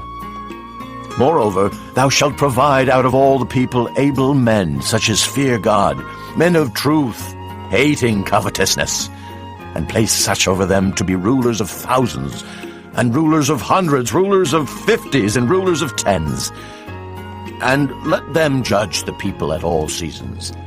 And it shall be that every great matter they shall bring unto thee, but every small matter they shall judge. So shall it be easier for thyself, and they shall bear the burden with thee. If thou shalt do this thing, and God command thee so, then thou shalt be able to endure, and all this people shall also go to their place in peace. So Moses hearkened to the voice of his father-in-law, and did all that he had said. And Moses chose able men out of all Israel, and made them heads over the people, rulers of thousands, rulers of hundreds, rulers of 50s, and rulers of 10s. And they judged the people at all seasons. The hard causes they brought unto Moses, but every small matter they judged themselves. And Moses let his father-in-law depart, and he went his way into his own land. Chapter 19. In the 3rd month, when the children of Israel were gone forth out of the land of Egypt, the same day came they into the wilderness of Sinai, for they were departed from Rephidim, and were come to the desert of Sinai, and had pitched in the wilderness. And there Israel camped before the mount. And Moses went up unto God, and the Lord called unto him out of the mountain, saying, Thus shalt thou say to the house of Jacob, and tell the children of Israel, Ye have seen what I did unto the Egyptians, and how I bare you on eagle's wings, and brought you unto myself. Now therefore, if ye will obey my voice indeed, and keep my covenant, then ye shall be a peculiar treasure unto me above all people. For all the earth is mine, and ye shall be unto me a kingdom of priests, and an holy nation. These are the words which thou shalt speak unto the children of Israel. And Moses came and called for the elders of the people, and laid before their faces all these words which the Lord commanded him. And all the people answered together and said, All that the Lord hath spoken we will do. And Moses returned the words of the people unto the Lord. And the Lord said unto Moses, Lo, I come unto thee in a thick cloud, that the people may hear when I speak with thee, and believe thee forever. And Moses told the words of the people unto the Lord. And the Lord said unto Moses, Go unto the people, and sanctify them today and tomorrow, and let them wash their clothes, and be ready against the third day. For the third day the Lord will come down in the sight of all the people upon Mount Sinai.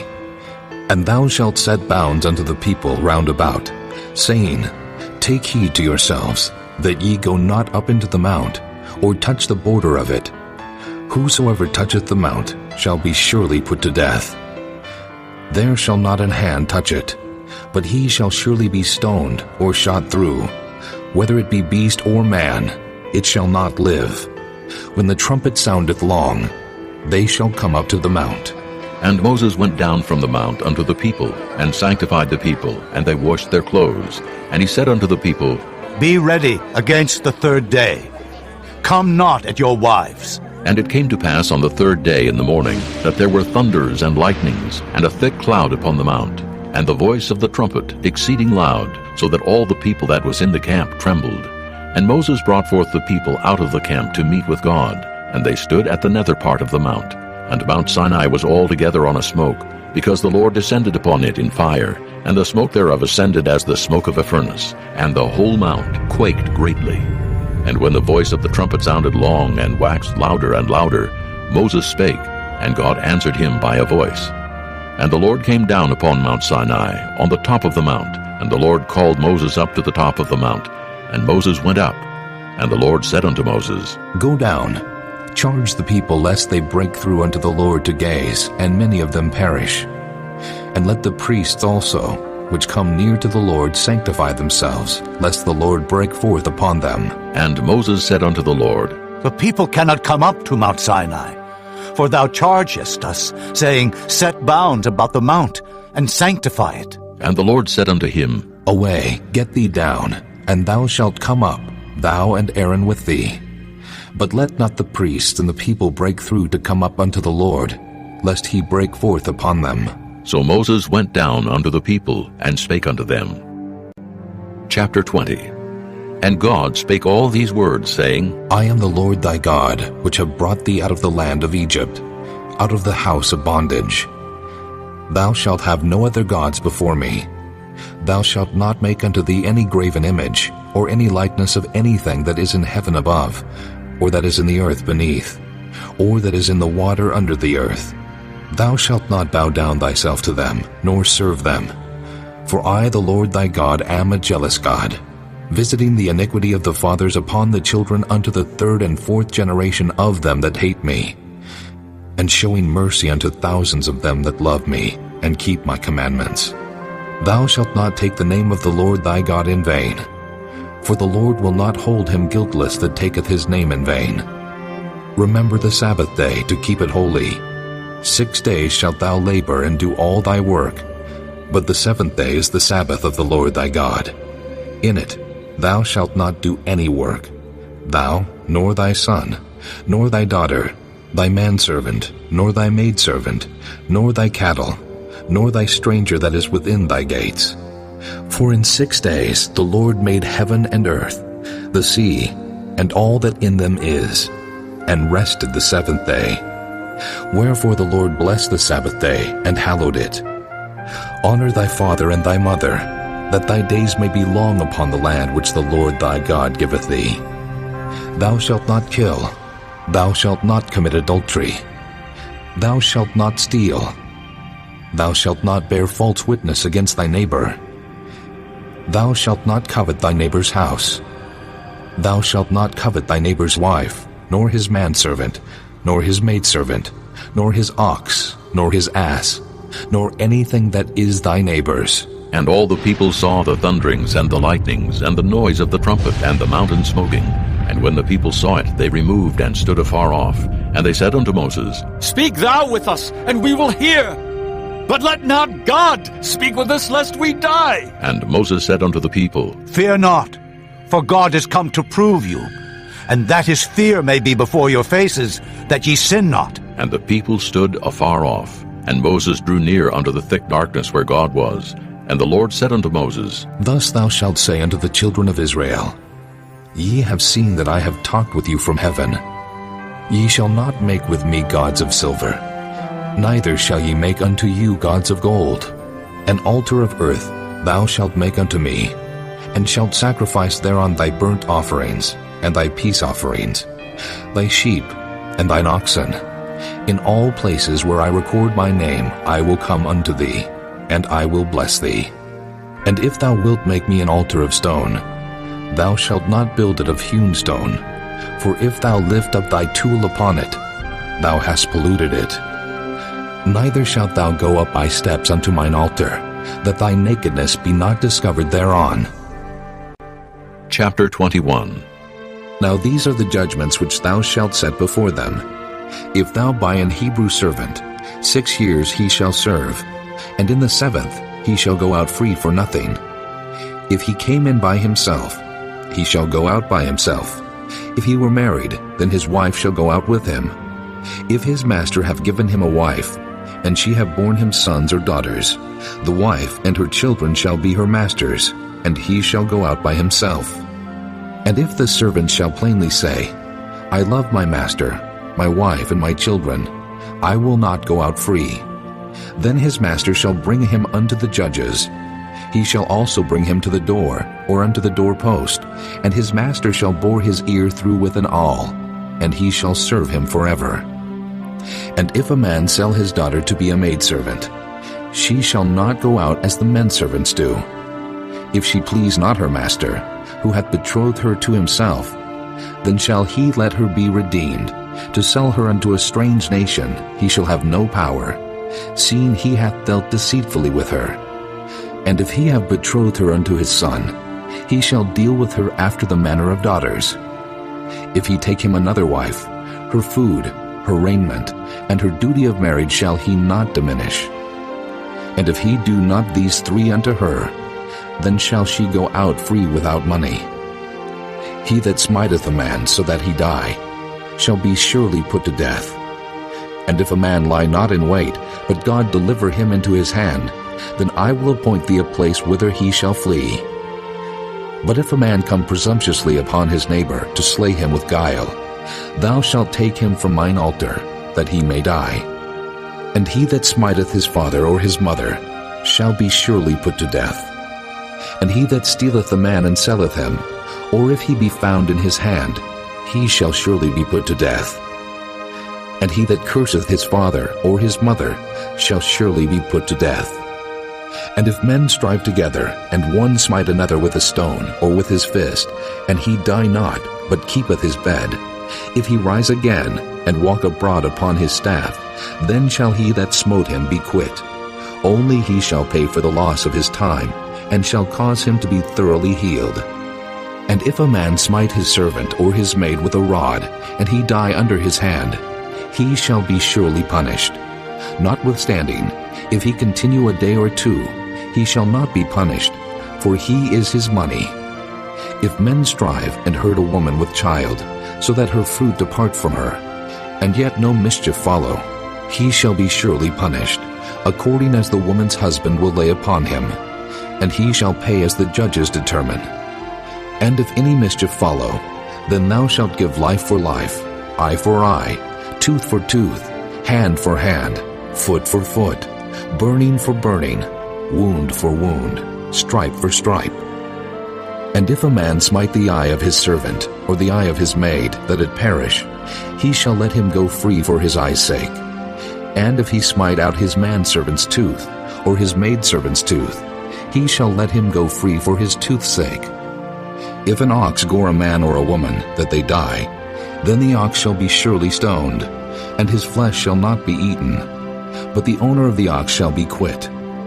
But if the ox were wont to push with his horn in time past, and it hath been testified to his owner, and he hath not kept him in, but that he hath killed a man or a woman, the ox shall be stoned, and his owner also shall be put to death. If there be laid on him a sum of money, then he shall give for the ransom of his life whatsoever is laid upon him. Whether he have gored a son, or have gored a daughter, according to this judgment shall it be done unto him. If the ox shall push a manservant or a maidservant, he shall give unto their master 30 shekels of silver, and the ox shall be stoned. And if a man shall open a pit, or if a man shall dig a pit, and not cover it, and an ox or an ass fall therein, the owner of the pit shall make it good, and give money unto the owner of them, and the dead beast shall be his. And if one man's ox hurt another's, that he die, then they shall sell the live ox and divide the money of it, and the dead ox also they shall divide. Or if it be known that the ox hath used to push in time past, and his owner hath not kept him in, he shall surely pay ox for ox, and the dead shall be his own. Chapter 22. If a man shall steal an ox or a sheep and kill it or sell it, he shall restore 5 oxen for an ox, and 4 sheep for a sheep. If a thief be found breaking up, and be smitten that he die, there shall no blood be shed for him. If the sun be risen upon him, there shall be blood shed for him, for he should make full restitution. If he have nothing, then he shall be sold for his theft. If the theft be certainly found in his hand alive, whether it be ox or ass or sheep, he shall restore double. If a man shall cause a field or vineyard to be eaten, and shall put in his beast, and shall feed in another man's field, of the best of his own field, and of the best of his own vineyard, shall he make restitution. If fire break out, and catch in thorns, so that the stacks of corn, or the standing corn, or the field be consumed therewith, he that kindled the fire shall surely make restitution. If a man shall deliver unto his neighbor money or stuff to keep, and it be stolen out of the man's house, if the thief be found, let him pay double. If the thief be not found, then the master of the house shall be brought unto the judges, to see whether he have put his hand unto his neighbor's goods. For all manner of trespass, whether it be for ox, for ass, for sheep, for raiment, or for any manner of lost thing which another challengeth to be his, the cause of both parties shall come before the judges, and whom the judges shall condemn, he shall pay double unto his neighbor. If a man deliver unto his neighbor an ass, or an ox, or a sheep, or any beast to keep, and it die, or be hurt, or driven away, no man seeing it, then shall an oath of the Lord be between them both, that he hath not put his hand unto his neighbor's goods, and the owner of it shall accept thereof, and he shall not make it good. And if it be stolen from him, he shall make restitution unto the owner thereof. If it be torn in pieces, then let him bring it for witness, and he shall not make good that which was torn. And if a man borrow aught of his neighbor, and it be hurt or die, the owner thereof being not with it, he shall surely make it good. But if the owner thereof be with it, he shall not make it good. If it be an hired thing, it came for his hire. And if a man entice a maid that is not betrothed, and lie with her, he shall surely endow her to be his wife. If her father utterly refuse to give her unto him, he shall pay money according to the dowry of virgins. Thou shalt not suffer a witch to live. Whosoever lieth with a beast shall surely be put to death. He that sacrificeth unto any god, save unto the Lord only, he shall be utterly destroyed. Thou shalt neither vex a stranger, nor oppress him, for ye were strangers in the land of Egypt. Ye shall not afflict any widow or fatherless child. If thou afflict them in any wise, and they cry at all unto me, I will surely hear their cry, and my wrath shall wax hot, and I will kill you with the sword, and your wives shall be widows, and your children fatherless. If thou lend money to any of my people that is poor by thee, thou shalt not be to him as an usurer, neither shalt thou lay upon him usury. If thou at all take thy neighbor's raiment to pledge, thou shalt deliver it unto him by that the sun goeth down, for that is his covering only. It is his raiment for his skin. Wherein shall he sleep? And it shall come to pass, when he crieth unto me, that I will hear, for I am gracious. Thou shalt not revile the gods, nor curse the ruler of thy people. Thou shalt not delay to offer the first of thy ripe fruits, and of thy liquors. The firstborn of thy son shalt thou give unto me. Likewise shalt thou do with thine oxen, and with thy sheep. 7 days it shall be with his dam. On the 8th day thou shalt give it me. And ye shall be holy men unto me. Neither shall ye eat any flesh that is torn of beast in the field. Ye shall cast it to the dogs. Chapter 23. Thou shalt not raise a false report. Put not thine hand with the wicked to be an unrighteous witness. Thou shalt not follow a multitude to do evil, neither shalt thou speak in a cause to decline after many to wrest judgment. Neither shalt thou countenance a poor man in his cause. If thou meet thine enemy's ox, or his ass going astray, thou shalt surely bring it back to him again. If thou see the ass of him that hateth thee, lying under his burden, and wouldest forbear to help him, thou shalt surely help with him. Thou shalt not wrest the judgment of thy poor in his cause.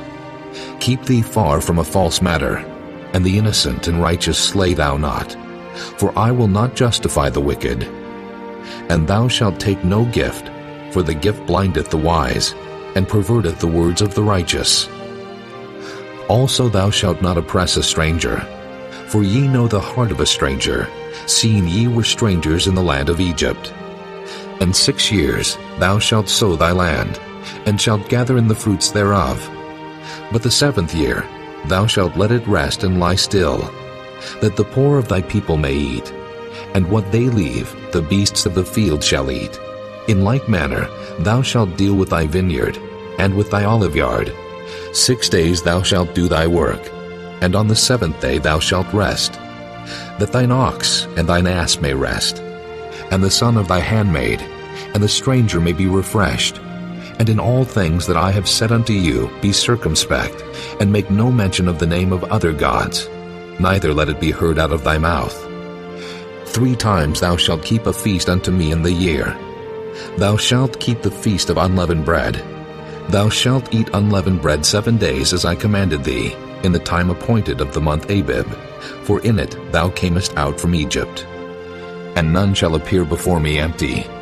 And the feast of harvest, the first fruits of thy labors which thou hast sown in the field, and the feast of ingathering, which is in the end of the year, when thou hast gathered in thy labors out of the field. 3 times in the year all thy males shall appear before the Lord God. Thou shalt not offer the blood of my sacrifice with leavened bread, neither shall the fat of my sacrifice remain until the morning. The first of the first fruits of thy land thou shalt bring into the house of the Lord thy God. Thou shalt not see the kid in his mother's milk. Behold, I send an angel before thee, to keep thee in the way, and to bring thee into the place which I have prepared. Beware of him, and obey his voice. Provoke him not, for he will not pardon your transgressions, for my name is in him. But if thou shalt indeed obey his voice, and do all that I speak, then I will be an enemy unto thine enemies, and an adversary unto thine adversaries. For mine angel shall go before thee, and bring thee in unto the Amorites, and the Hittites, and the Perizzites, and the Canaanites, the Hivites, and the Jebusites, and I will cut them off. Thou shalt not bow down to their gods, nor serve them, nor do after their works. But thou shalt utterly overthrow them, and quite break down their images. And ye shall serve the Lord your God, and he shall bless thy bread and thy water, and I will take sickness away from the midst of thee. There shall nothing cast their young, nor be barren in thy land. The number of thy days I will fulfill. I will send my fear before thee, and will destroy all the people to whom thou shalt come, and I will make all thine enemies turn their backs unto thee. And I will send hornets before thee, which shall drive out the Hivite, the Canaanite, and the Hittite from before thee. I will not drive them out from before thee in 1 year, lest the land become desolate, and the beast of the field multiply against thee. By little and little I will drive them out from before thee, until thou be increased and inherit the land.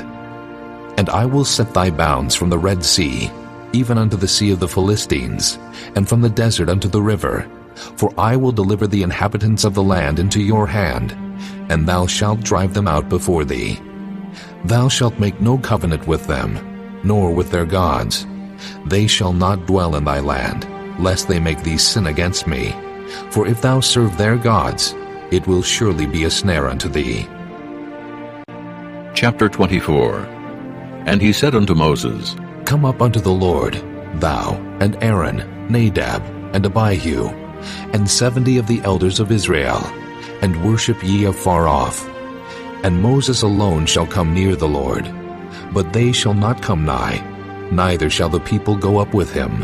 And Moses came and told the people all the words of the Lord, and all the judgments. And all the people answered with one voice and said, All the words which the Lord hath said will we do. And Moses wrote all the words of the Lord, and rose up early in the morning, and builded an altar under the hill, and 12 pillars according to the 12 tribes of Israel. And he sent young men of the children of Israel, which offered burnt offerings, and sacrificed peace offerings of oxen unto the Lord. And Moses took half of the blood, and put it in basins, and half of the blood he sprinkled on the altar. And he took the book of the covenant, and read it in the audience of the people, and they said, All that the Lord hath said will we do, and be obedient. And Moses took the blood, and sprinkled it on the people, and said, Behold, the blood of the covenant, which the Lord hath made with you concerning all these words. Then went up Moses and Aaron, Nadab and Abihu, and 70 of the elders of Israel, and they saw the God of Israel. And there was under his feet as it were a paved work of a sapphire stone, and as it were the body of heaven in his clearness. And upon the nobles of the children of Israel he laid not his hand. Also they saw God, and did eat and drink.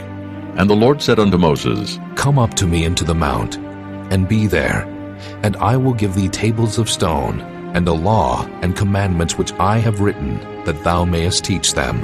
And Moses rose up, and his minister Joshua. And Moses went up into the mount of God, and he said unto the elders, Tarry ye here for us, until we come again unto you. And behold, Aaron and Hur are with you. If any man have any matters to do, let him come unto them. And Moses went up into the mount, and a cloud covered the mount. And the glory of the Lord abode upon Mount Sinai, and the cloud covered it 6 days. And the 7th day he called unto Moses out of the midst of the cloud. And the sight of the glory of the Lord was like devouring fire on the top of the mount in the eyes of the children of Israel. And Moses went into the midst of the cloud, and gat him up into the mount. And Moses was in the mount 40 days and 40 nights. Chapter 25. And the Lord spake unto Moses, saying, Speak unto the children of Israel, that they bring me an offering. Of every man that giveth it willingly, with his heart ye shall take my offering. And this is the offering which ye shall take of them: gold, and silver, and brass, and blue, and purple, and scarlet, and fine linen, and goat's hair, and ram skins dyed red, and badger skins, and shittim wood, oil for the light, spices for anointing oil, and for sweet incense, onyx stones, and stones to be set in the ephod, and in the breastplate. And let them make me a sanctuary, that I may dwell among them, according to all that I show thee, after the pattern of the tabernacle, and the pattern of all the instruments thereof. Even so shall ye make it. And they shall make an ark of shittim wood. 2 cubits and a half shall be the length thereof, and 1 cubit and a half the breadth thereof, and 1 cubit and a half the height thereof. And thou shalt overlay it with pure gold. Within and without shalt thou overlay it, and shalt make upon it a crown of gold round about. And thou shalt cast 4 rings of gold for it, and put them in the 4 corners thereof. And 2 rings shall be in the one side of it, and 2 rings in the other side of it. And thou shalt make staves of shittim wood, and overlay them with gold. And thou shalt put the staves into the rings by the sides of the ark, that the ark may be borne with them. The staves shall be in the rings of the ark. They shall not be taken from it. And thou shalt put into the ark the testimony which I shall give thee. And thou shalt make a mercy seat of pure gold. 2 cubits and a half shall be the length thereof, and 1 cubit and a half the breadth thereof. And thou shalt make 2 cherubims of gold. Of beaten work shalt thou make them in the 2 ends of the mercy seat. And make 1 cherub on the one end, and the other cherub on the other end. Even of the mercy seat shall ye make the cherubims on the 2 ends thereof. And the cherubims shall stretch forth their wings on high, covering the mercy seat with their wings, and their faces shall look one to another. Toward the mercy seat shall the faces of the cherubims be. And thou shalt put the mercy seat above upon the ark, and in the ark thou shalt put the testimony that I shall give thee. And there I will meet with thee, and I will commune with thee from above the mercy seat, from between the 2 cherubims which are upon the ark of the testimony, of all things which I will give thee in commandment unto the children of Israel. Thou shalt also make a table of shittim wood. 2 cubits shall be the length thereof, and 1 cubit the breadth thereof, and 1 cubit and a half the height thereof. And thou shalt overlay it with pure gold, and make thereto a crown of gold round about. And thou shalt make unto it a border of an handbreadth round about, and thou shalt make a golden crown to the border thereof round about. And thou shalt make for it 4 rings of gold, and put the rings in the 4 corners that are on the 4 feet thereof. Over against the border shall the rings be for places of the staves to bear the table. And thou shalt make the staves of shittim wood, and overlay them with gold, that the table may be borne with them. And thou shalt make the dishes thereof, and spoons thereof, and covers thereof, and bowls thereof, to cover withal, of pure gold shalt thou make them.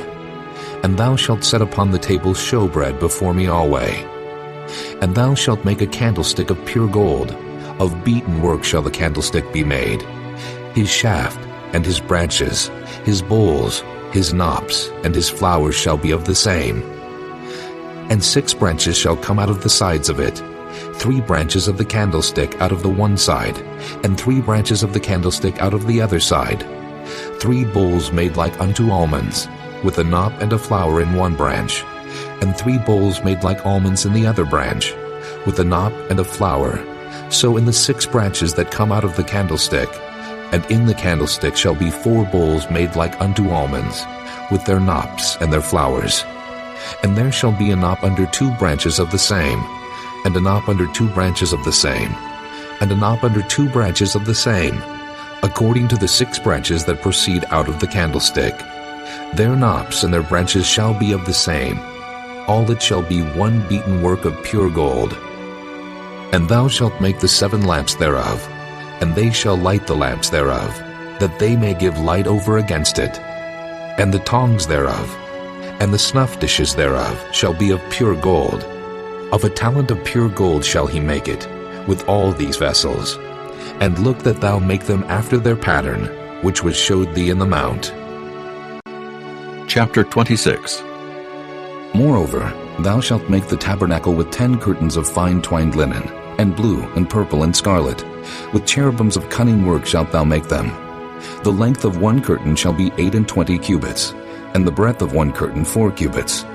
And every one of the curtains shall have 1 measure. The 5 curtains shall be coupled together, one to another, and other 5 curtains shall be coupled one to another. And thou shalt make loops of blue upon the edge of the 1 curtain from the selvage in the coupling. And likewise shalt thou make in the uttermost edge of another curtain, in the coupling of the second. 50 loops shalt thou make in the 1 curtain, and 50 loops shalt thou make in the edge of the curtain that is in the coupling of the second, that the loops may take hold one of another. And thou shalt make 50 tacks of gold, and couple the curtains together with the tacks, and it shall be 1 tabernacle. And thou shalt make curtains of goat's hair to be a covering upon the tabernacle. 11 curtains shalt thou make. The length of 1 curtain shall be 30 cubits, and the breadth of 1 curtain 4 cubits. And the 11 curtains shall be all of 1 measure. And thou shalt couple 5 curtains by themselves, and 6 curtains by themselves, and shalt double the 6th curtain in the forefront of the tabernacle. And thou shalt make 50 loops on the edge of the 1 curtain that is outmost in the coupling, and 50 loops in the edge of the curtain which coupleth the second. And thou shalt make 50 tacks of brass, and put the tacks into the loops, and couple the tent together, that it may be one. And the remnant that remaineth of the curtains of the tent, the half curtain that remaineth, shall hang over the backside of the tabernacle. And a cubit on the one side, and a cubit on the other side of that which remaineth in the length of the curtains of the tent. It shall hang over the sides of the tabernacle, on this side and on that side to cover it. And thou shalt make a covering for the tent of ram skins dyed red, and a covering above of badger skins. And thou shalt make boards for the tabernacle of shittim wood standing up. 10 cubits shall be the length of a board, and a cubit and a half shall be the breadth of 1 board. 2 tenons shall there be in 1 board, set in order one against another. Thus shalt thou make for all the boards of the tabernacle. And thou shalt make the boards for the tabernacle 20 boards on the south side southward. And thou shalt make 40 sockets of silver under the 20 boards, 2 sockets under 1 board for his 2 tenons, and 2 sockets under another board for his 2 tenons. And for the second side of the tabernacle on the north side there shall be 20 boards. And there 40 sockets of silver, 2 sockets under 1 board, and 2 sockets under another board. And for the sides of the tabernacle westward, thou shalt make 6 boards. And 2 boards shalt thou make for the corners of the tabernacle in the 2 sides.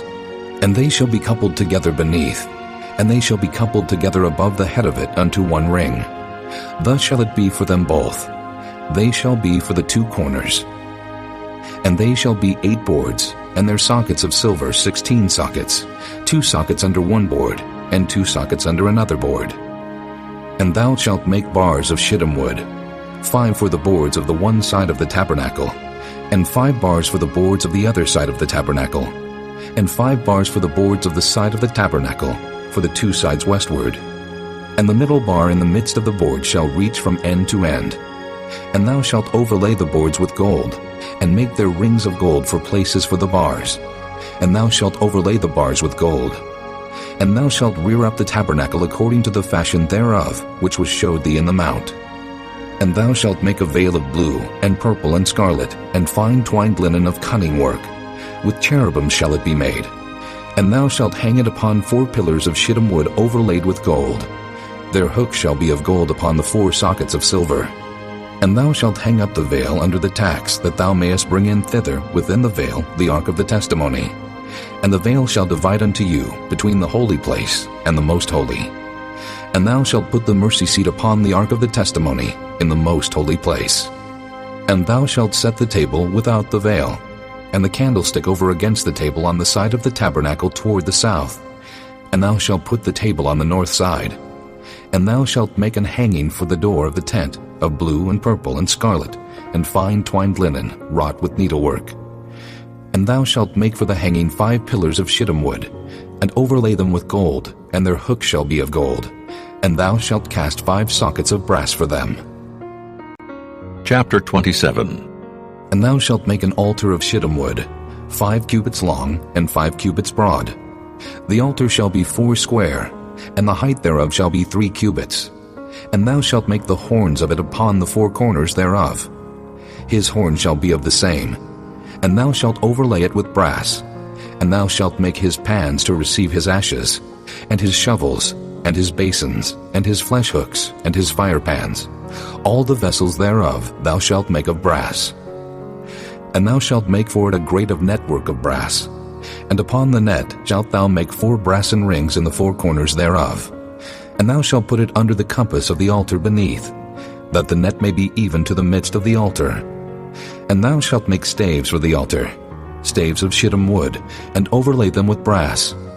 And the staves shall be put into the rings, and the staves shall be upon the 2 sides of the altar to bear it. Hollow with boards shalt thou make it. As it was showed thee in the mount, so shall they make it. And thou shalt make the court of the tabernacle. For the south side southward there shall be hangings for the cord of fine twined linen, of 100 cubits long for one side. And the 20 pillars thereof, and their 20 sockets shall be of brass. The hooks of the pillars, and their fillets shall be of silver. And likewise for the north side in length there shall be hangings of 100 cubits long, and his 20 pillars, and their 20 sockets of brass, the hooks of the pillars, and their fillets of silver. And for the breadth of the court on the west side shall be hangings of 50 cubits, their pillars 10, and their sockets 10. And the breadth of the court on the east side eastward shall be 50 cubits. The hangings of one side of the gate shall be 15 cubits, their pillars 3, and their sockets 3. And on the other side shall be hangings 15 cubits, their pillars 3, and their sockets 3.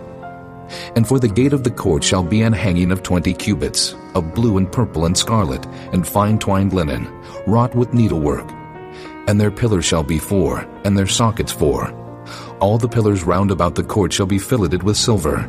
Their hooks shall be of silver, and their sockets of brass. The length of the court shall be 100 cubits, and the breadth 50, everywhere. And the height 5 cubits of fine twined linen, and their sockets of brass. All the vessels of the tabernacle and all the service thereof, and all the pins thereof, and all the pins of the court shall be of brass. And thou shalt command the children of Israel, that they bring thee pure oil olive beaten for the light, to cause the lamp to burn always. In the tabernacle of the congregation without the veil, which is before the testimony, Aaron and his sons shall order it from evening to morning before the Lord. It shall be a statute forever unto their generations on the behalf of the children of Israel. Chapter 28. And take thou unto thee Aaron thy brother, and his sons with him from among the children of Israel, that he may minister unto me in the priest's office, even Aaron, Nadab, and Abihu, Eleazar, and Ithamar, Aaron's sons. And thou shalt make holy garments for Aaron thy brother, for glory and for beauty.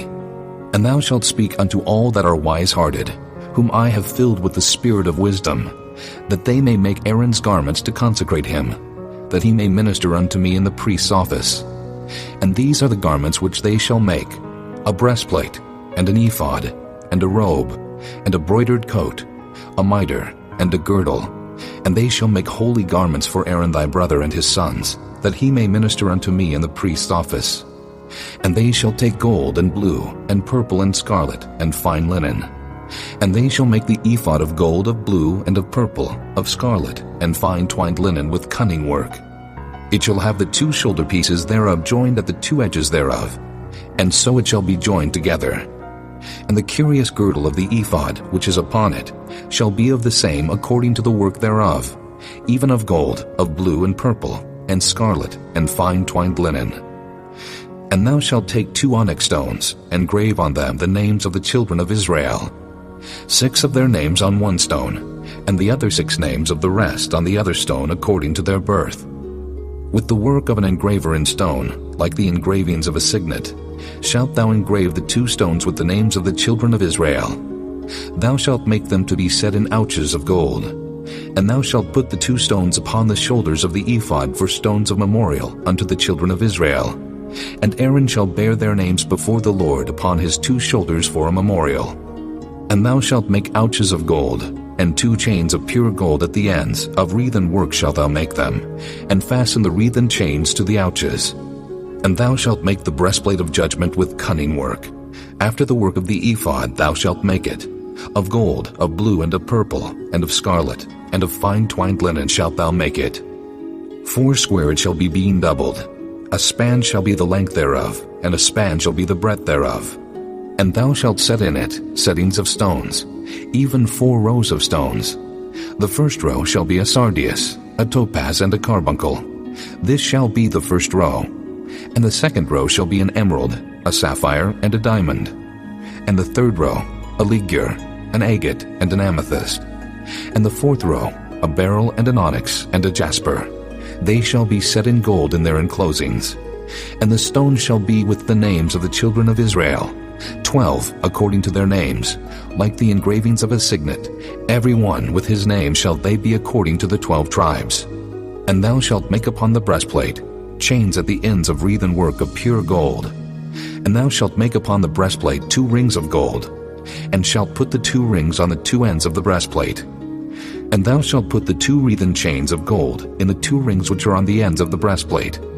And the other 2 ends of the 2 wreathen chains thou shalt fasten in the 2 ouches, and put them on the shoulder pieces of the ephod before it. And thou shalt make 2 rings of gold, and thou shalt put them upon the 2 ends of the breastplate in the border thereof, which is in the side of the ephod inward. And 2 other rings of gold thou shalt make, and shalt put them on the 2 sides of the ephod underneath, toward the forepart thereof, over against the other coupling thereof, above the curious girdle of the ephod.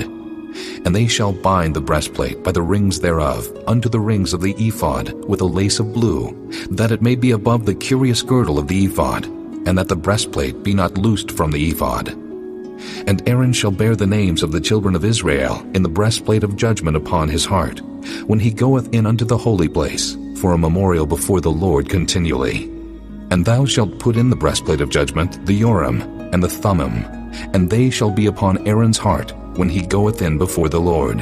And Aaron shall bear the judgment of the children of Israel upon his heart before the Lord continually. And thou shalt make the robe of the ephod all of blue, and there shall be an hole in the top of it, in the midst thereof. It shall have a binding of woven work round about the whole of it, as it were the hole of an habergeon, that it be not rent. And beneath, upon the hem of it, thou shalt make pomegranates of blue, and of purple, and of scarlet, round about the hem thereof, and bells of gold between them round about. A golden bell and a pomegranate, a golden bell and a pomegranate, upon the hem of the robe round about. And it shall be upon Aaron to minister, and his sound shall be heard when he goeth in unto the holy place before the Lord, and when he cometh out, that he die not. And thou shalt make a plate of pure gold, and grave upon it, like the engravings of a signet, Holiness to the Lord. And thou shalt put it on a blue lace, that it may be upon the mitre. Upon the forefront of the mitre it shall be. And it shall be upon Aaron's forehead, that Aaron may bear the iniquity of the holy things, which the children of Israel shall hallow in all their holy gifts. And it shall be always upon his forehead, that they may be accepted before the Lord. And thou shalt embroider the coat of fine linen, and thou shalt make the mitre of fine linen, and thou shalt make the girdle of needlework. And for Aaron's sons thou shalt make coats, and thou shalt make for them girdles, and bonnets shalt thou make for them, for glory and for beauty. And thou shalt put them upon Aaron thy brother, and his sons with him, and shalt anoint them, and consecrate them, and sanctify them, that they may minister unto me in the priest's office. And thou shalt make them linen breeches to cover their nakedness. From the loins even unto the thighs they shall reach. And they shall be upon Aaron and upon his sons, when they come in unto the tabernacle of the congregation, or when they come near unto the altar to minister in the holy place, that they bear not iniquity, and die. It shall be a statute forever unto him and his seed after him. Chapter 29. And this is the thing that thou shalt do unto them, to hallow them, to minister unto me in the priest's office. Take 1 young bullock, and 2 rams without blemish, and unleavened bread, and cakes unleavened tempered with oil, and wafers unleavened anointed with oil. Of wheaten flour shalt thou make them. And thou shalt put them into 1 basket, and bring them in the basket with the bullock and the 2 rams.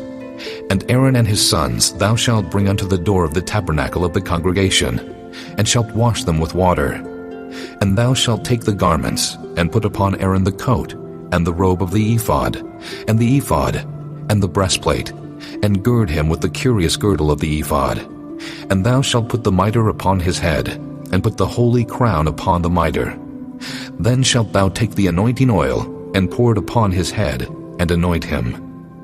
And thou shalt bring his sons, and put coats upon them, and thou shalt gird them with girdles, Aaron and his sons, and put the bonnets on them, and the priest's office shall be theirs for a perpetual statute. And thou shalt consecrate Aaron and his sons. And thou shalt cause a bullock to be brought before the tabernacle of the congregation. And Aaron and his sons shall put their hands upon the head of the bullock. And thou shalt kill the bullock before the Lord, by the door of the tabernacle of the congregation. And thou shalt take of the blood of the bullock, and put it upon the horns of the altar with thy finger, and pour all the blood beside the bottom of the altar.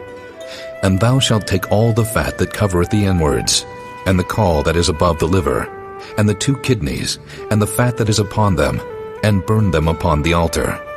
But the flesh of the bullock, and his skin, and his dung, shalt thou burn with fire without the camp. It is a sin offering. Thou shalt also take 1 ram, and Aaron and his sons shall put their hands upon the head of the ram. And thou shalt slay the ram. And thou shalt take his blood, and sprinkle it round about upon the altar. And thou shalt cut the ram in pieces, and wash the inwards of him, and his legs, and put them unto his pieces, and unto his head. And thou shalt burn the whole ram upon the altar. It is a burnt offering unto the Lord. It is a sweet savor, an offering made by fire unto the Lord. And thou shalt take the other ram, and Aaron and his sons shall put their hands upon the head of the ram.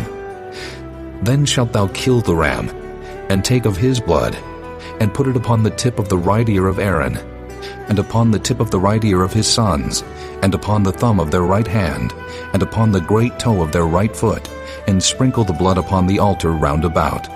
And thou shalt take of the blood that is upon the altar, and of the anointing oil, and sprinkle it upon Aaron, and upon his garments, and upon his sons, and upon the garments of his sons with him.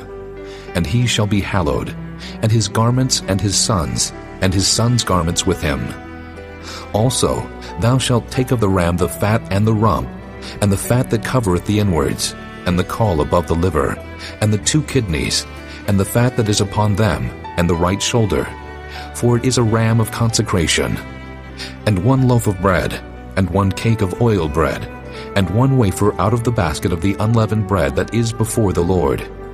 And thou shalt put all in the hands of Aaron, and in the hands of his sons, and shalt wave them for a wave offering before the Lord. And thou shalt receive them of their hands, and burn them upon the altar for a burnt offering, for a sweet savor before the Lord. It is an offering made by fire unto the Lord. And thou shalt take the breast of the ram of Aaron's consecration, and wave it for a wave offering before the Lord, and it shall be thy part. And thou shalt sanctify the breast of the wave offering, and the shoulder of the heave offering, which is waved, and which is heaved up, of the ram of the consecration, even of that which is for Aaron, and of that which is for his sons. And it shall be Aaron's and his sons by a statute forever from the children of Israel.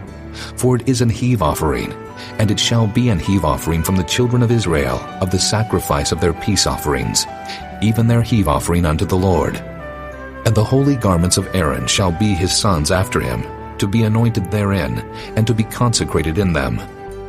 And that son that is priest in his stead shall put them on 7 days, when he cometh into the tabernacle of the congregation to minister in the holy place.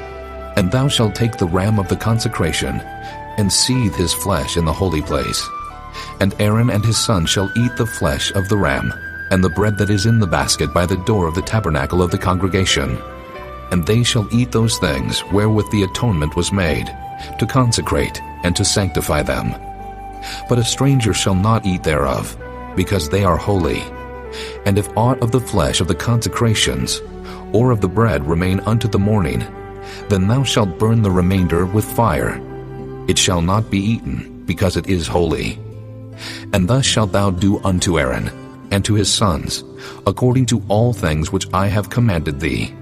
7 days shalt thou consecrate them, and thou shalt offer every day a bullock for a sin offering for atonement. And thou shalt cleanse the altar, when thou hast made an atonement for it, and thou shalt anoint it to sanctify it. 7 days thou shalt make an atonement for the altar, and sanctify it, and it shall be an altar most holy. Whatsoever toucheth the altar shall be holy. Now this is that which thou shalt offer upon the altar: 2 lambs of the first year, day by day continually.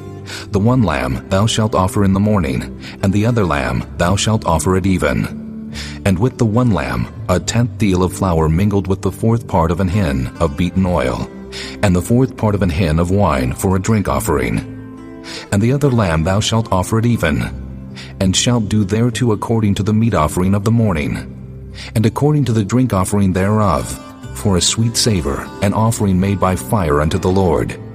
This shall be a continual burnt offering throughout your generations at the door of the tabernacle of the congregation before the Lord, where I will meet you, to speak there unto thee. And there I will meet with the children of Israel, and the tabernacle shall be sanctified by my glory.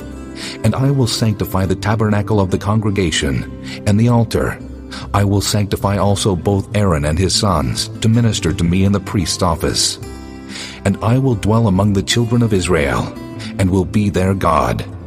And they shall know that I am the Lord their God, that brought them forth out of the land of Egypt, that I may dwell among them. I am the Lord their God. Chapter 30. And thou shalt make an altar to burn incense upon. Of shittim wood shalt thou make it. A cubit shall be the length thereof, and a cubit the breadth thereof. 4 square shall it be, and 2 cubits shall be the height thereof. The horns thereof shall be of the same.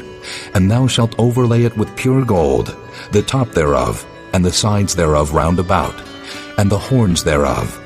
And thou shalt make unto it a crown of gold round about. And 2 golden rings shalt thou make to it under the crown of it, by the 2 corners thereof. Upon the 2 sides of it shalt thou make it, and they shall be for places for the staves to bear it withal. And thou shalt make the staves of shittim wood, and overlay them with gold. And thou shalt put it before the veil that is by the ark of the testimony, before the mercy seat that is over the testimony, where I will meet with thee. And Aaron shall burn thereon sweet incense every morning. When he dresseth the lamps, he shall burn incense upon it. And when Aaron lighteth the lamps at even, he shall burn incense upon it, a perpetual incense before the Lord throughout your generations. Ye shall offer no strange incense thereon, nor burnt sacrifice, nor meat offering, neither shall ye pour drink offering thereon. And Aaron shall make an atonement upon the horns of it once in a year, with the blood of the sin offering of atonements. Once in the year shall he make atonement upon it throughout your generations. It is most holy unto the Lord. And the Lord spake unto Moses, saying, When thou takest the sum of the children of Israel after their number, then shall they give every man a ransom for his soul unto the Lord, when thou numberest them, that there be no plague among them when thou numberest them. This they shall give, every one that passeth among them that are numbered, half a shekel after the shekel of the sanctuary. A shekel is 20 gerahs, and half shekel shall be the offering of the Lord. Every one that passeth among them that are numbered, from 20 years old and above, shall give an offering unto the Lord. The rich shall not give more, and the poor shall not give less than half a shekel, when they give an offering unto the Lord to make an atonement for your souls. And thou shalt take the atonement money of the children of Israel, and shalt appoint it for the service of the tabernacle of the congregation, that it may be a memorial unto the children of Israel before the Lord, to make an atonement for your souls. And the Lord spake unto Moses, saying, Thou shalt also make a laver of brass, and his foot also of brass, to wash withal, and thou shalt put it between the tabernacle of the congregation and the altar, and thou shalt put water therein. For Aaron and his sons shall wash their hands and their feet thereat. When they go into the tabernacle of the congregation, they shall wash with water, that they die not. Or when they come near to the altar to minister, to burn offering made by fire unto the Lord. So they shall wash their hands and their feet, that they die not. And it shall be a statute forever to them, even to him and to his seed throughout their generations. Moreover, the Lord spake unto Moses, saying, Take thou also unto thee principal spices of pure myrrh, 500 shekels, and of sweet cinnamon half so much, even 250 shekels, and of sweet calamus 250 shekels, and of cassia 500 shekels, after the shekel of the sanctuary, and of oil olive and hin. And thou shalt make it an oil of holy ointment, an ointment compound after the art of the apothecary. It shall be an holy anointing oil. And thou shalt anoint the tabernacle of the congregation therewith, and the ark of the testimony, and the table, and all his vessels, and the candlestick, and his vessels, and the altar of incense, and the altar of burnt offering with all his vessels, and the laver, and his foot. And thou shalt sanctify them, that they may be most holy. Whatsoever toucheth them shall be holy. And thou shalt anoint Aaron and his sons, and consecrate them, that they may minister unto me in the priest's office. And thou shalt speak unto the children of Israel, saying, This shall be an holy anointing oil unto me throughout your generations. Upon man's flesh shall it not be poured, neither shall ye make any other like it after the composition of it. It is holy, and it shall be holy unto you. Whosoever compoundeth any like it, or whosoever putteth any of it upon a stranger, shall even be cut off from his people. And the Lord said unto Moses, Take unto thee sweet spices, stacte, and onycha, and galbanum. These sweet spices with pure frankincense, of each shall there be a like weight. And thou shalt make it a perfume, a confection after the art of the apothecary, tempered together, pure and holy. And thou shalt beat some of it very small, and put of it before the testimony in the tabernacle of the congregation, where I will meet with thee. It shall be unto you most holy. And as for the perfume which thou shalt make, ye shall not make to yourselves according to the composition thereof. It shall be unto thee holy for the Lord. Whosoever shall make like unto that, to smell thereto, shall even be cut off from his people. Chapter 31. And the Lord spake unto Moses, saying, See, I have called by name Bezaleel, the son of Uri, the son of Hur of the tribe of Judah, and I have filled him with the Spirit of God, in wisdom, and in understanding, and in knowledge, and in all manner of workmanship, to devise cunning works, to work in gold, and in silver, and in brass, and in cutting of stones to set them, and in carving of timber, to work in all manner of workmanship. And I, behold, I have given with him Aholiab, the son of Ahisamach, of the tribe of Dan, And in the hearts of all that are wise-hearted I have put wisdom, that they may make all that I have commanded thee.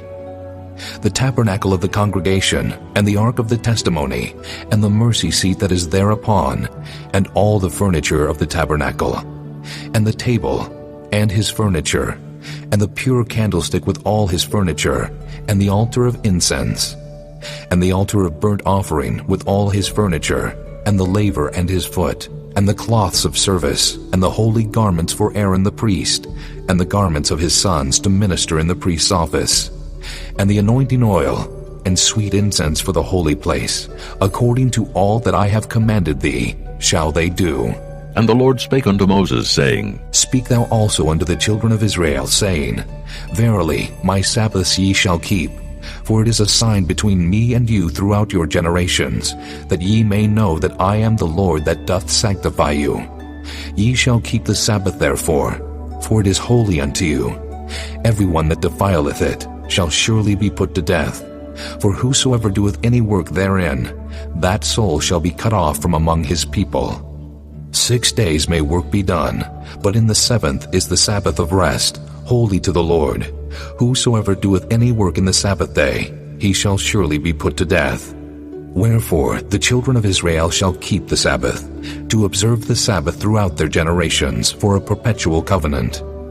It is a sign between me and the children of Israel forever. For in 6 days the Lord made heaven and earth, and on the 7th day he rested and was refreshed. And he gave unto Moses, when he had made an end of communing with him upon Mount Sinai, 2 tables of testimony, tables of stone, written with the finger of God. Chapter 32. And when the people saw that Moses delayed to come down out of the mount, the people gathered themselves together unto Aaron, and said unto him, Up, make us gods, which shall go before us. For as for this Moses, the man that brought us up out of the land of Egypt, we wot not what has become of him. And Aaron said unto them, Break off the golden earrings, which are in the ears of your wives, of your sons, and of your daughters, and bring them unto me. And all the people brake off the golden earrings which were in their ears, and brought them unto Aaron. And he received them at their hand, and fashioned it with a graving tool, after he had made it a molten calf. And they said, These be thy gods, O Israel, which brought thee up out of the land of Egypt. And when Aaron saw it, he built an altar before it, and Aaron made proclamation and said, Tomorrow is a feast to the Lord. And they rose up early on the morrow, and offered burnt offerings, and brought peace offerings. And the people sat down to eat and to drink, and rose up to play. And the Lord said unto Moses, Go, get thee down, for thy people which thou broughtest out of the land of Egypt have corrupted themselves. They have turned aside quickly out of the way which I commanded them. They have made them a molten calf, and have worshipped it, and have sacrificed thereunto, and said, These be thy gods, O Israel, which have brought thee up out of the land of Egypt. And the Lord said unto Moses, I have seen this people, and, behold, it is a stiff-necked people.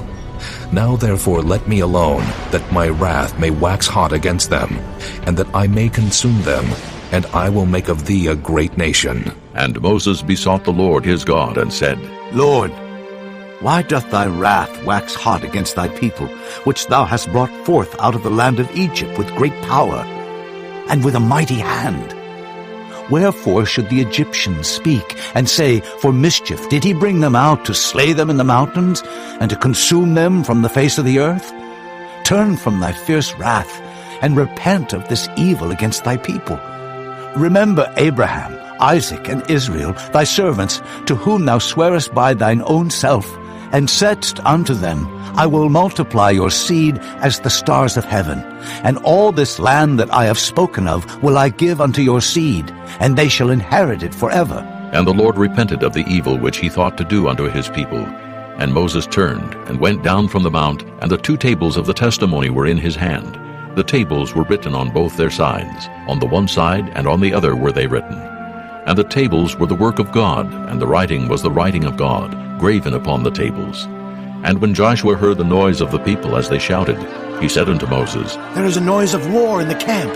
And he said, It is not the voice of them that shout for mastery, neither is it the voice of them that cry for being overcome, but the noise of them that sing do I hear. And it came to pass, as soon as he came nigh unto the camp, that he saw the calf and the dancing. And Moses' anger waxed hot, and he cast the tables out of his hands, and brake them beneath the mount. And he took the calf which they had made, and burnt it in the fire, and ground it to powder, and strawed it upon the water, and made the children of Israel drink of it.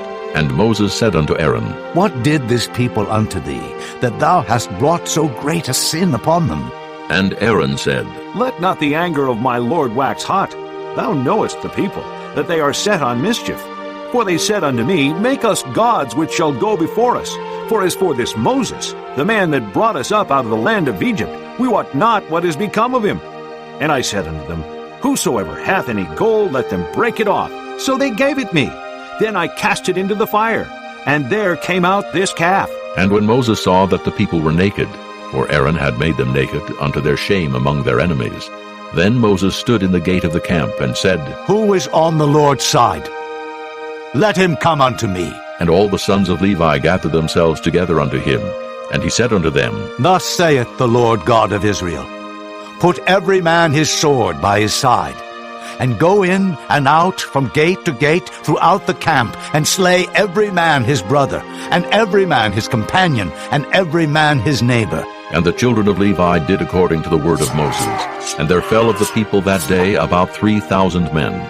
For Moses had said, Consecrate yourselves today to the Lord, even every man upon his son, and upon his brother, that he may bestow upon you a blessing this day. And it came to pass on the morrow, that Moses said unto the people, Ye have sinned a great sin. And now I will go up unto the Lord. Peradventure I shall make an atonement for your sin. And Moses returned unto the Lord, and said, Oh, this people have sinned a great sin, and have made them gods of gold. Yet now, if thou wilt forgive their sin, and if not, blot me, I pray thee, out of thy book which thou hast written. And the Lord said unto Moses, Whosoever hath sinned against me, him will I blot out of my book. Therefore now go, lead the people unto the place of which I have spoken unto thee. Behold, mine angel shall go before thee.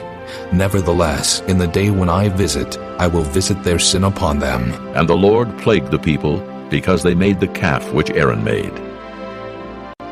Chapter 33.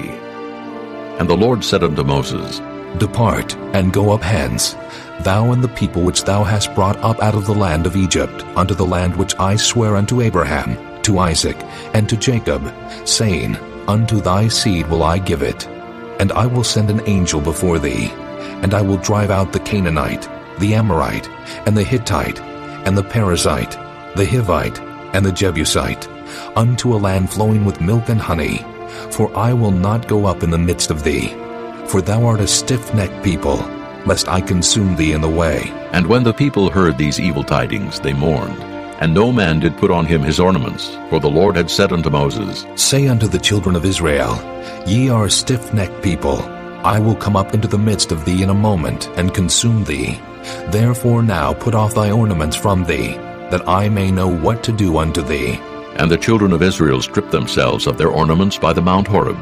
And Moses took the tabernacle, and pitched it without the camp, afar off from the camp, and called it the tabernacle of the congregation. And it came to pass that every one which sought the Lord went out unto the tabernacle of the congregation, which was without the camp. And it came to pass, when Moses went out unto the tabernacle, that all the people rose up, and stood every man at his tent door, and looked after Moses until he was gone into the tabernacle.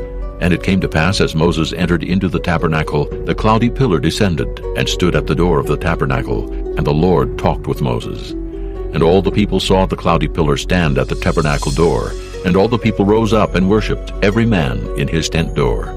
And the Lord spake unto Moses face to face, as a man speaketh unto his friend.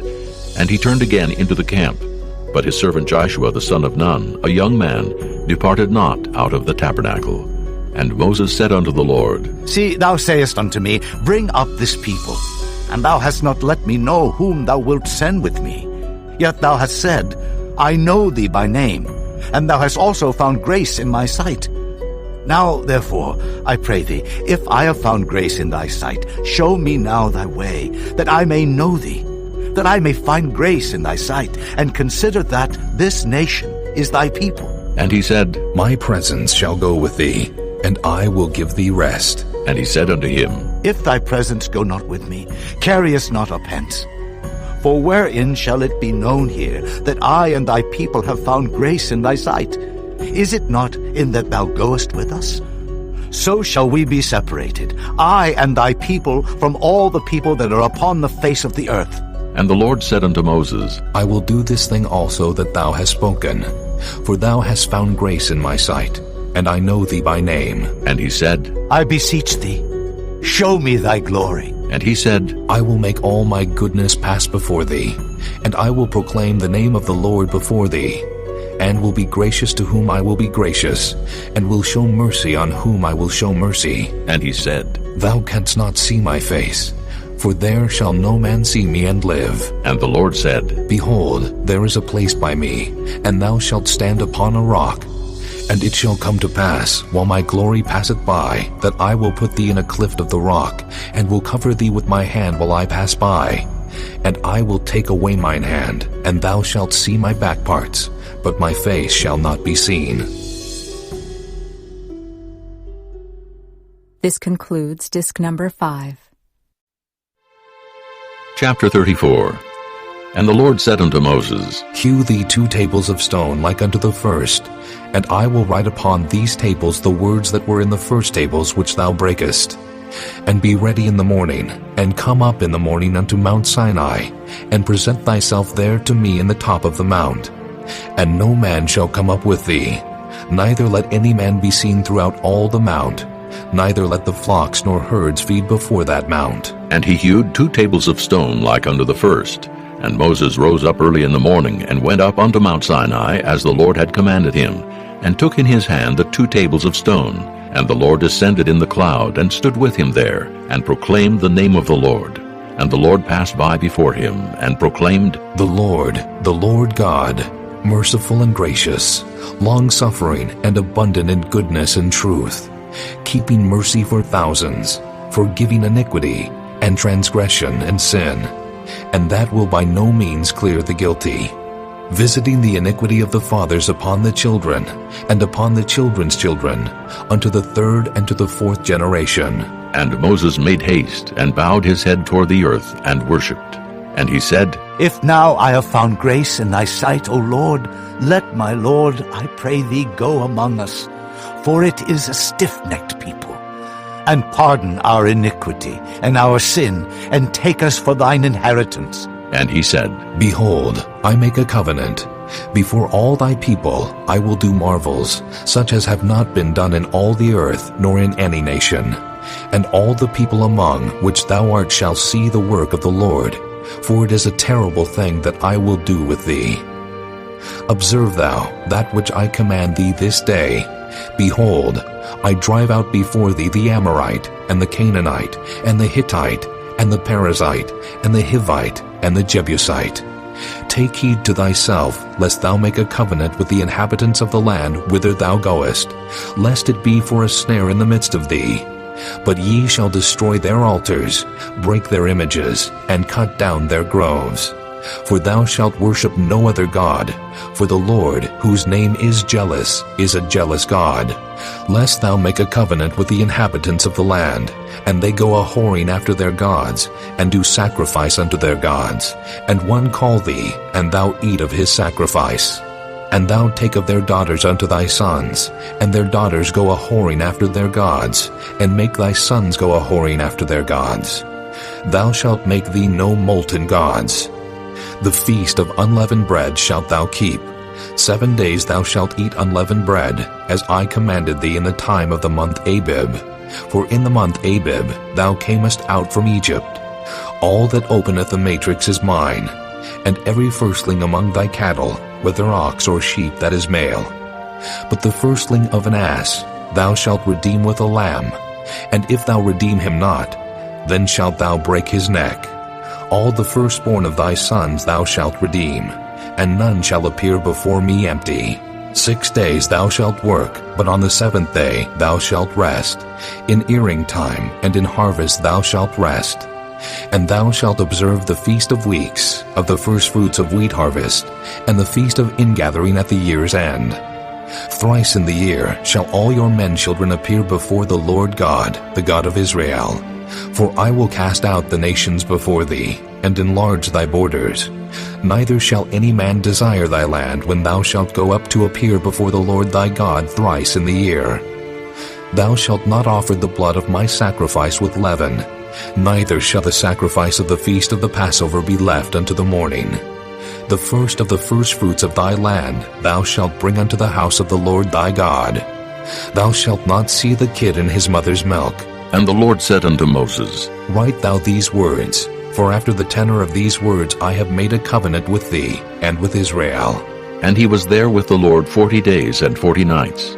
He did neither eat bread nor drink water, and he wrote upon the tables the words of the covenant, the 10 commandments. And it came to pass, when Moses came down from Mount Sinai with the 2 tables of testimony in Moses' hand, when he came down from the mount, that Moses wist not that the skin of his face shone while he talked with him. And when Aaron and all the children of Israel saw Moses, behold, the skin of his face shone, and they were afraid to come nigh him. And Moses called unto them, and Aaron and all the rulers of the congregation returned unto him, and Moses talked with them. And afterward all the children of Israel came nigh, and he gave them in commandment all that the Lord had spoken with him in Mount Sinai. Until Moses had done speaking with them, he put a veil on his face. But when Moses went in before the Lord to speak with him, he took the veil off until he came out. And he came out and spake unto the children of Israel that which he was commanded. And the children of Israel saw the face of Moses, that the skin of Moses' face shone. And Moses put the veil upon his face again, until he went in to speak with him. Chapter 35. And Moses gathered all the congregation of the children of Israel together, and said unto them, These are the words which the Lord hath commanded, that ye should do them. 6 days shall work be done, but on the 7th day there shall be to you an holy day, a Sabbath of rest to the Lord. Whosoever doeth work therein shall be put to death. Ye shall kindle no fire throughout your habitations upon the Sabbath day. And Moses spake unto all the congregation of the children of Israel, saying, This is the thing which the Lord commanded, saying, Take ye from among you an offering unto the Lord. Whosoever is of a willing heart, let him bring it, an offering of the Lord, gold and silver and brass and blue and purple and scarlet and fine linen and goat's hair and ram's skins dyed red and badger's skins and shittim wood and oil for the light and spices for anointing oil and for the sweet incense and onyx stones and stones to be set for the ephod and for the breastplate.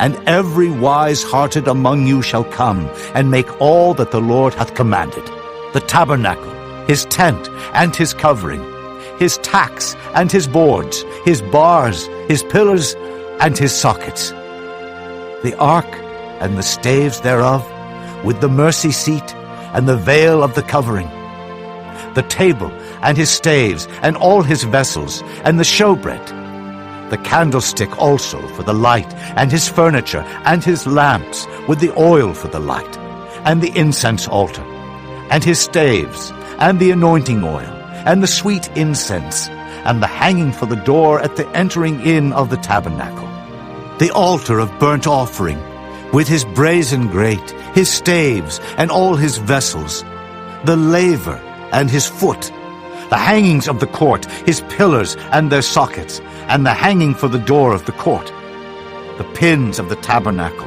and the pins of the court, and their cords, the cloths of service, to do service in the holy place, the holy garments for Aaron the priest, and the garments of his sons, to minister in the priest's office.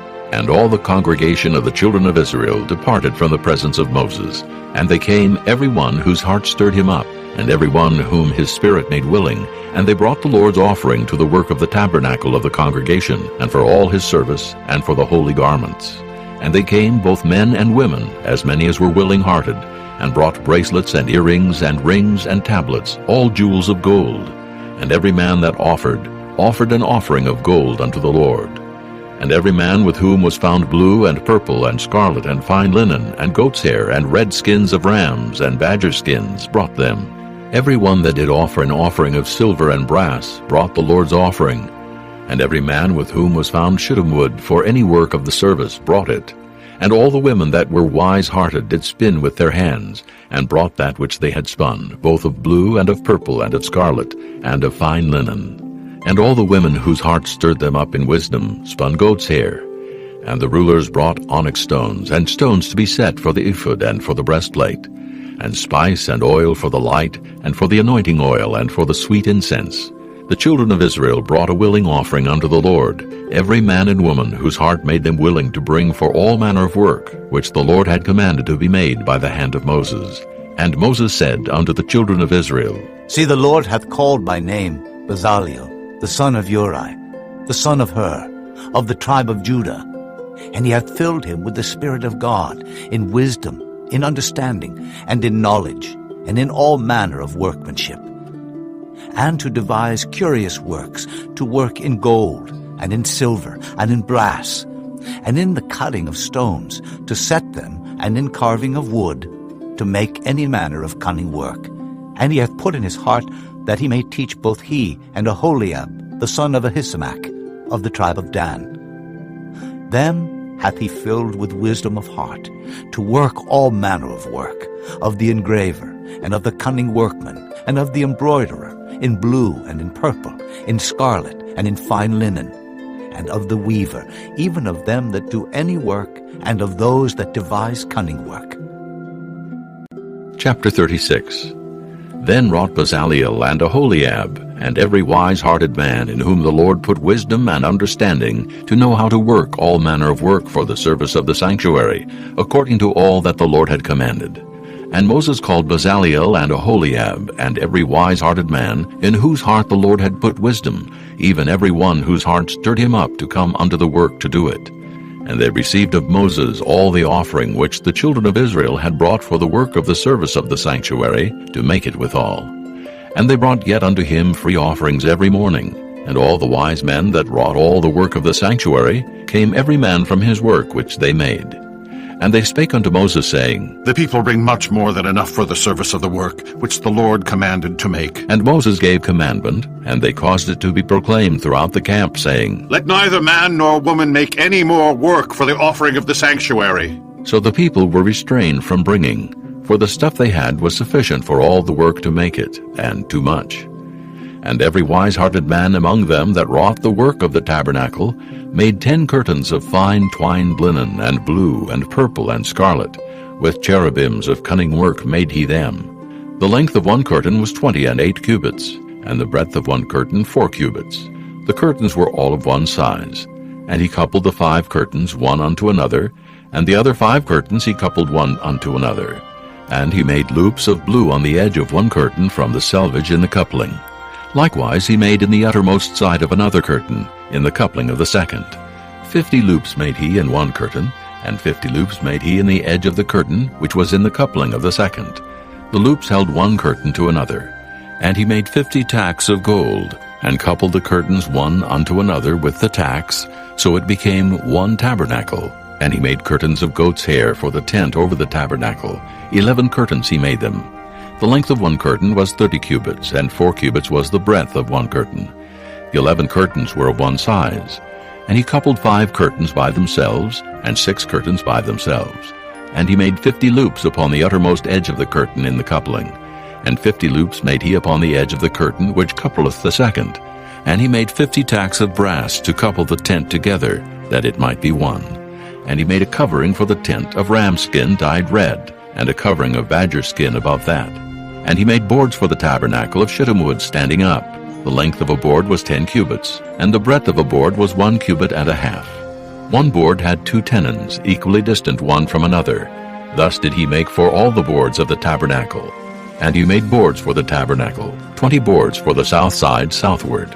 And 40 sockets of silver he made under the 20 boards, 2 sockets under one board for his 2 tenons, and 2 sockets under another board for his 2 tenons. And for the other side of the tabernacle, which is toward the north corner, he made 20 boards, and there 40 sockets of silver, 2 sockets under one board, and 2 sockets under another board. And for the sides of the tabernacle westward, he made 6 boards. And 2 boards made he for the corners of the tabernacle in the 2 sides. and they were coupled beneath and coupled together at the head thereof to one ring. Thus he did to both of them in both the corners. And there were 8 boards, and their sockets were 16 sockets of silver, under every board 2 sockets. And he made bars of shittim wood, 5 for the boards of the one side of the tabernacle, and 5 bars for the boards of the other side of the tabernacle, and 5 bars for the boards of the tabernacle for the sides westward. And he made the middle bar to shoot through the boards from the one end to the other. And he overlaid the boards with gold, and made their rings of gold to be places for the bars, and overlaid the bars with gold. And he made a veil of blue and purple and scarlet and fine twined linen. With cherubims made he it of cunning work. And he made thereunto 4 pillars of shittim wood, and overlaid them with gold. Their hooks were of gold. And he cast for them 4 sockets of silver.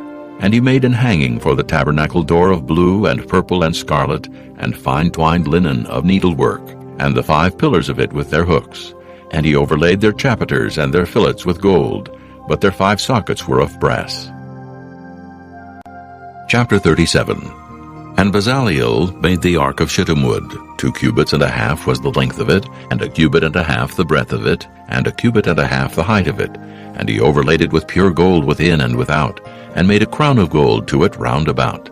And he cast for it 4 rings of gold to be set by the 4 corners of it, even 2 rings upon the one side of it, and 2 rings upon the other side of it. And he made staves of shittim wood, and overlaid them with gold. And he put the staves into the rings by the sides of the ark, to bear the ark. And he made the mercy seat of pure gold. 2 cubits and a half was the length thereof, and 1 cubit and a half the breadth thereof. And he made 2 cherubims of gold, beaten out of one piece made he them, on the 2 ends of the mercy seat. 1 cherub on the end on this side, and another cherub on the other end on that side. Out of the mercy seat made he the cherubims on the 2 ends thereof. And the cherubims spread out their wings on high, and covered with their wings over the mercy seat, with their faces one to another. Even to the mercy seatward were the faces of the cherubims. And he made the table of shittim wood. 2 cubits was the length thereof, and 1 cubit the breadth thereof, and 1 cubit and a half the height thereof. And he overlaid it with pure gold, and made thereunto a crown of gold round about. Also he made thereunto a border of an handbreadth round about, and made a crown of gold for the border thereof round about. And he cast for it 4 rings of gold, and put the rings upon the 4 corners that were in the 4 feet thereof. Over against the border were the rings, the places for the staves to bear the table. And he made the staves of shittim wood, and overlaid them with gold to bear the table. And he made the vessels which were upon the table, his dishes and his spoons and his bowls, and his covers to cover withal, of pure gold. And he made the candlestick of pure gold, of beaten work made he the candlestick. His shaft and his branch, his bowls, his knops, and his flowers were of the same, and 6 branches going out of the sides thereof, 3 branches of the candlestick out of the one side thereof, and 3 branches of the candlestick out of the other side thereof. 3 bowls made after the fashion of almonds in one branch, a knop and a flower, and 3 bowls made like almonds in another branch, a knop and a flower. So throughout the 6 branches going out of the candlestick. And in the candlestick were 4 bowls made like almonds, his knops and his flowers, and a knop under 2 branches of the same, and a knop under 2 branches of the same, and a knop under 2 branches of the same, according to the 6 branches going out of it. Their knops and their branches were of the same. All of it was one beaten work of pure gold. And he made his 7 lamps and his snuffers, and his snuff dishes of pure gold. Of a talent of pure gold made he it, and all the vessels thereof. And he made the incense altar of shittim wood. The length of it was 1 cubit, and the breadth of it 1 cubit. It was 4 square, and 2 cubits was the height of it. The horns thereof were of the same. And he overlaid it with pure gold, both the top of it, and the sides thereof round about, and the horns of it. Also he made unto it a crown of gold round about. And he made 2 rings of gold for it under the crown thereof, by the 2 corners of it upon the 2 sides thereof, to be places for the staves to bear it withal. And he made the staves of shittim wood, and overlaid them with gold. And he made the holy anointing oil, and the pure incense of sweet spices, according to the work of the apothecary. Chapter 38. And he made the altar of burnt offering of shittim wood. 5 cubits was the length thereof, and 5 cubits the breadth thereof. It was 4 square, and 3 cubits the height thereof. And he made the horns thereof on the 4 corners of it. The horns thereof were of the same, and he overlaid it with brass. And he made all the vessels of the altar, the pots, and the shovels, and the basins, and the flesh hooks, and the fire pans. All the vessels thereof made he of brass. And he made for the altar a brazen grate of network unto the compass thereof beneath unto the midst of it. And he cast 4 rings for the 4 ends of the grate of brass, to be places for the staves. And he made the staves of shittim wood, and overlaid them with brass. And he put the staves into the rings on the sides of the altar, to bear it withal. He made the altar hollow with boards. And he made the laver of brass, and the foot of it of brass, of the looking glasses of the women assembling, which assembled at the door of the tabernacle of the congregation. And he made the court. On the south side southward, the hangings of the court were of fine twined linen, 100 cubits. Their pillars were 20, and their brazen sockets 20. The hooks of the pillars and their fillets were of silver. And for the north side the hangings were 100 cubits. Their pillars were 20, and their sockets of brass 20. The hooks of the pillars and their fillets of silver. And for the west side were hangings of 50 cubits. Their pillars 10, and their sockets 10. The hooks of the pillars and their fillets of silver. And for the east side eastward 50 cubits. The hangings of the one side of the gate were 15 cubits. Their pillars 3, and their sockets 3. And for the other side of the court gate, on this hand and that hand, were hangings of 15 cubits. Their pillars 3, and their sockets 3. All the hangings of the court round about were of fine twined linen. And the sockets for the pillars were of brass, the hooks of the pillars and their fillets of silver, and the overlaying of their chapiters of silver, and all the pillars of the court were filleted with silver. And the hanging for the gate of the court was needlework of blue and purple and scarlet and fine twined linen, and 20 cubits was the length, and the height and the breadth was 5 cubits, answerable to the hangings of the court. And their pillars were 4, and their sockets of brass 4, their hooks of silver, and the overlaying of their chapiters, and their fillets of silver. And all the pins of the tabernacle, and of the court round about, were of brass. This is the sum of the tabernacle, even of the tabernacle of testimony, as it was counted according to the commandment of Moses, for the service of the Levites, by the hand of Ithamar, son to Aaron the priest. And Bezaleel, the son of Uri, the son of Hur, of the tribe of Judah, made all that the Lord commanded Moses. And with him was Aholiab, son of Ahishamach, of the tribe of Dan, an engraver, and a cunning workman, and an embroiderer in blue, and in purple, and in scarlet, and fine linen. All the gold that was occupied for the work in all the work of the holy place, even the gold of the offering, was 29 talents, and 730 shekels, after the shekel of the sanctuary. And the silver of them that were numbered of the congregation was 100 talents, and 1,760 shekels, after the shekel of the sanctuary. A beka for every man, that is, half a shekel after the shekel of the sanctuary, for every one that went to be numbered from 20 years old and upward, for 600,000 and 3,550 men. And of the 100 talents of silver were cast the sockets of the sanctuary, and the sockets of the veil, 100 sockets of the 100 talents, a talent for a socket. And of the 1,775 shekels he made hooks for the pillars, and overlaid their chapiters, and filleted them. And the brass of the offering was 70 talents, and 2,400 shekels, and therewith he made the sockets to the door of the tabernacle of the congregation, and the brazen altar, and the brazen grate for it, and all the vessels of the altar, and the sockets of the court round about, and the sockets of the court gate, and all the pins of the tabernacle, and all the pins of the court round about. Chapter 39. And of the blue and purple and scarlet they made cloths of service, to do service in the holy place, and made the holy garments for Aaron, as the Lord commanded Moses. And he made the ephod of gold, blue and purple and scarlet, and fine twined linen. And they did beat the gold into thin plates, and cut it into wires, to work it in the blue, and in the purple, and in the scarlet, and in the fine linen, with cunning work. They made shoulder pieces for it, to couple it together. By the 2 edges was it coupled together. And the curious girdle of his ephod that was upon it was of the same, according to the work thereof, of gold, blue, and purple, and scarlet, and fine twined linen, as the Lord commanded Moses. And they wrought onyx stones enclosed in ouches of gold, graven as signets are graven, with the names of the children of Israel. And he put them on the shoulders of the ephod, that they should be stones for a memorial to the children of Israel, as the Lord commanded Moses. And he made the breastplate of cunning work, like the work of the ephod of gold, blue, and purple, and scarlet, and fine twined linen.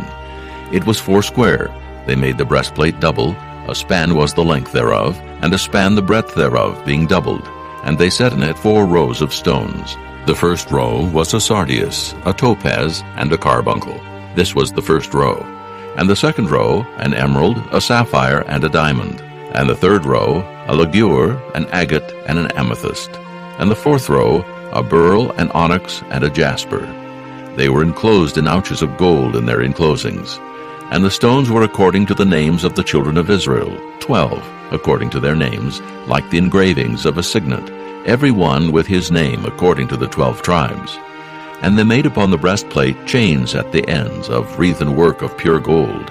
And they made 2 ouches of gold, and 2 gold rings, and put the 2 rings in the 2 ends of the breastplate. And they put the 2 wreathen chains of gold in the 2 rings on the ends of the breastplate. And the 2 ends of the 2 wreathen chains they fastened in the 2 ouches, and put them on the shoulder pieces of the ephod before it. And they made 2 rings of gold, and put them on the 2 ends of the breastplate, upon the border of it, which was on the side of the ephod inward. And they made 2 other golden rings, and put them on the 2 sides of the ephod underneath, toward the forepart of it, over against the other coupling thereof, above the curious girdle of the ephod. And they did bind the breastplate by his rings unto the rings of the ephod with a lace of blue, that it might be above the curious girdle of the ephod, and that the breastplate might not be loosed from the ephod, as the Lord commanded Moses. And he made the robe of the ephod of woven work, all of blue, and there was an hole in the midst of the robe, as the hole of an habergeon, with a band round about the hole, that it should not rend. And they made upon the hems of the robe pomegranates of blue and purple and scarlet, and twined linen. And they made bells of pure gold, and put the bells between the pomegranates upon the hem of the robe, round about between the pomegranates. A bell and a pomegranate, a bell and a pomegranate, round about the hem of the robe to minister in, as the Lord commanded Moses. And they made coats of fine linen of woven work for Aaron and for his sons, and a mitre of fine linen, and goodly bonnets of fine linen, and linen breeches of fine twined linen, and a girdle of fine twined linen, and blue and purple and scarlet, of needlework, as the Lord commanded Moses. And they made the plate of the holy crown of pure gold, and wrote upon it a writing, like to the engravings of a signet, Holiness to the Lord. And they tied unto it a lace of blue, to fasten it on high upon the mitre, as the Lord commanded Moses. Thus was all the work of the tabernacle of the tent of the congregation finished. And the children of Israel did according to all that the Lord commanded Moses, so did they. And they brought the tabernacle unto Moses, the tent and all his furniture, his tacks, his boards, his bars, and his pillars, and his sockets, and the covering of ram skins dyed red, and the covering of badger skins, and the veil of the covering, the ark of the testimony, and the staves thereof, and the mercy seat, the table and all the vessels thereof, and the showbread, the pure candlestick with the lamps thereof, even with the lamps to be set in order, and all the vessels thereof, and the oil for light, and the golden altar, and the anointing oil, and the sweet incense, and the hanging for the tabernacle door, the brazen altar, and his grate of brass, his staves, and all his vessels, the laver and his foot, the hangings of the court, his pillars, and his sockets, and the hanging for the court gate, his cords and his pins, and all the vessels of the service of the tabernacle for the tent of the congregation, the cloths of service to do service in the holy place, and the holy garments for Aaron the priest, and his sons' garments, to minister in the priest's office.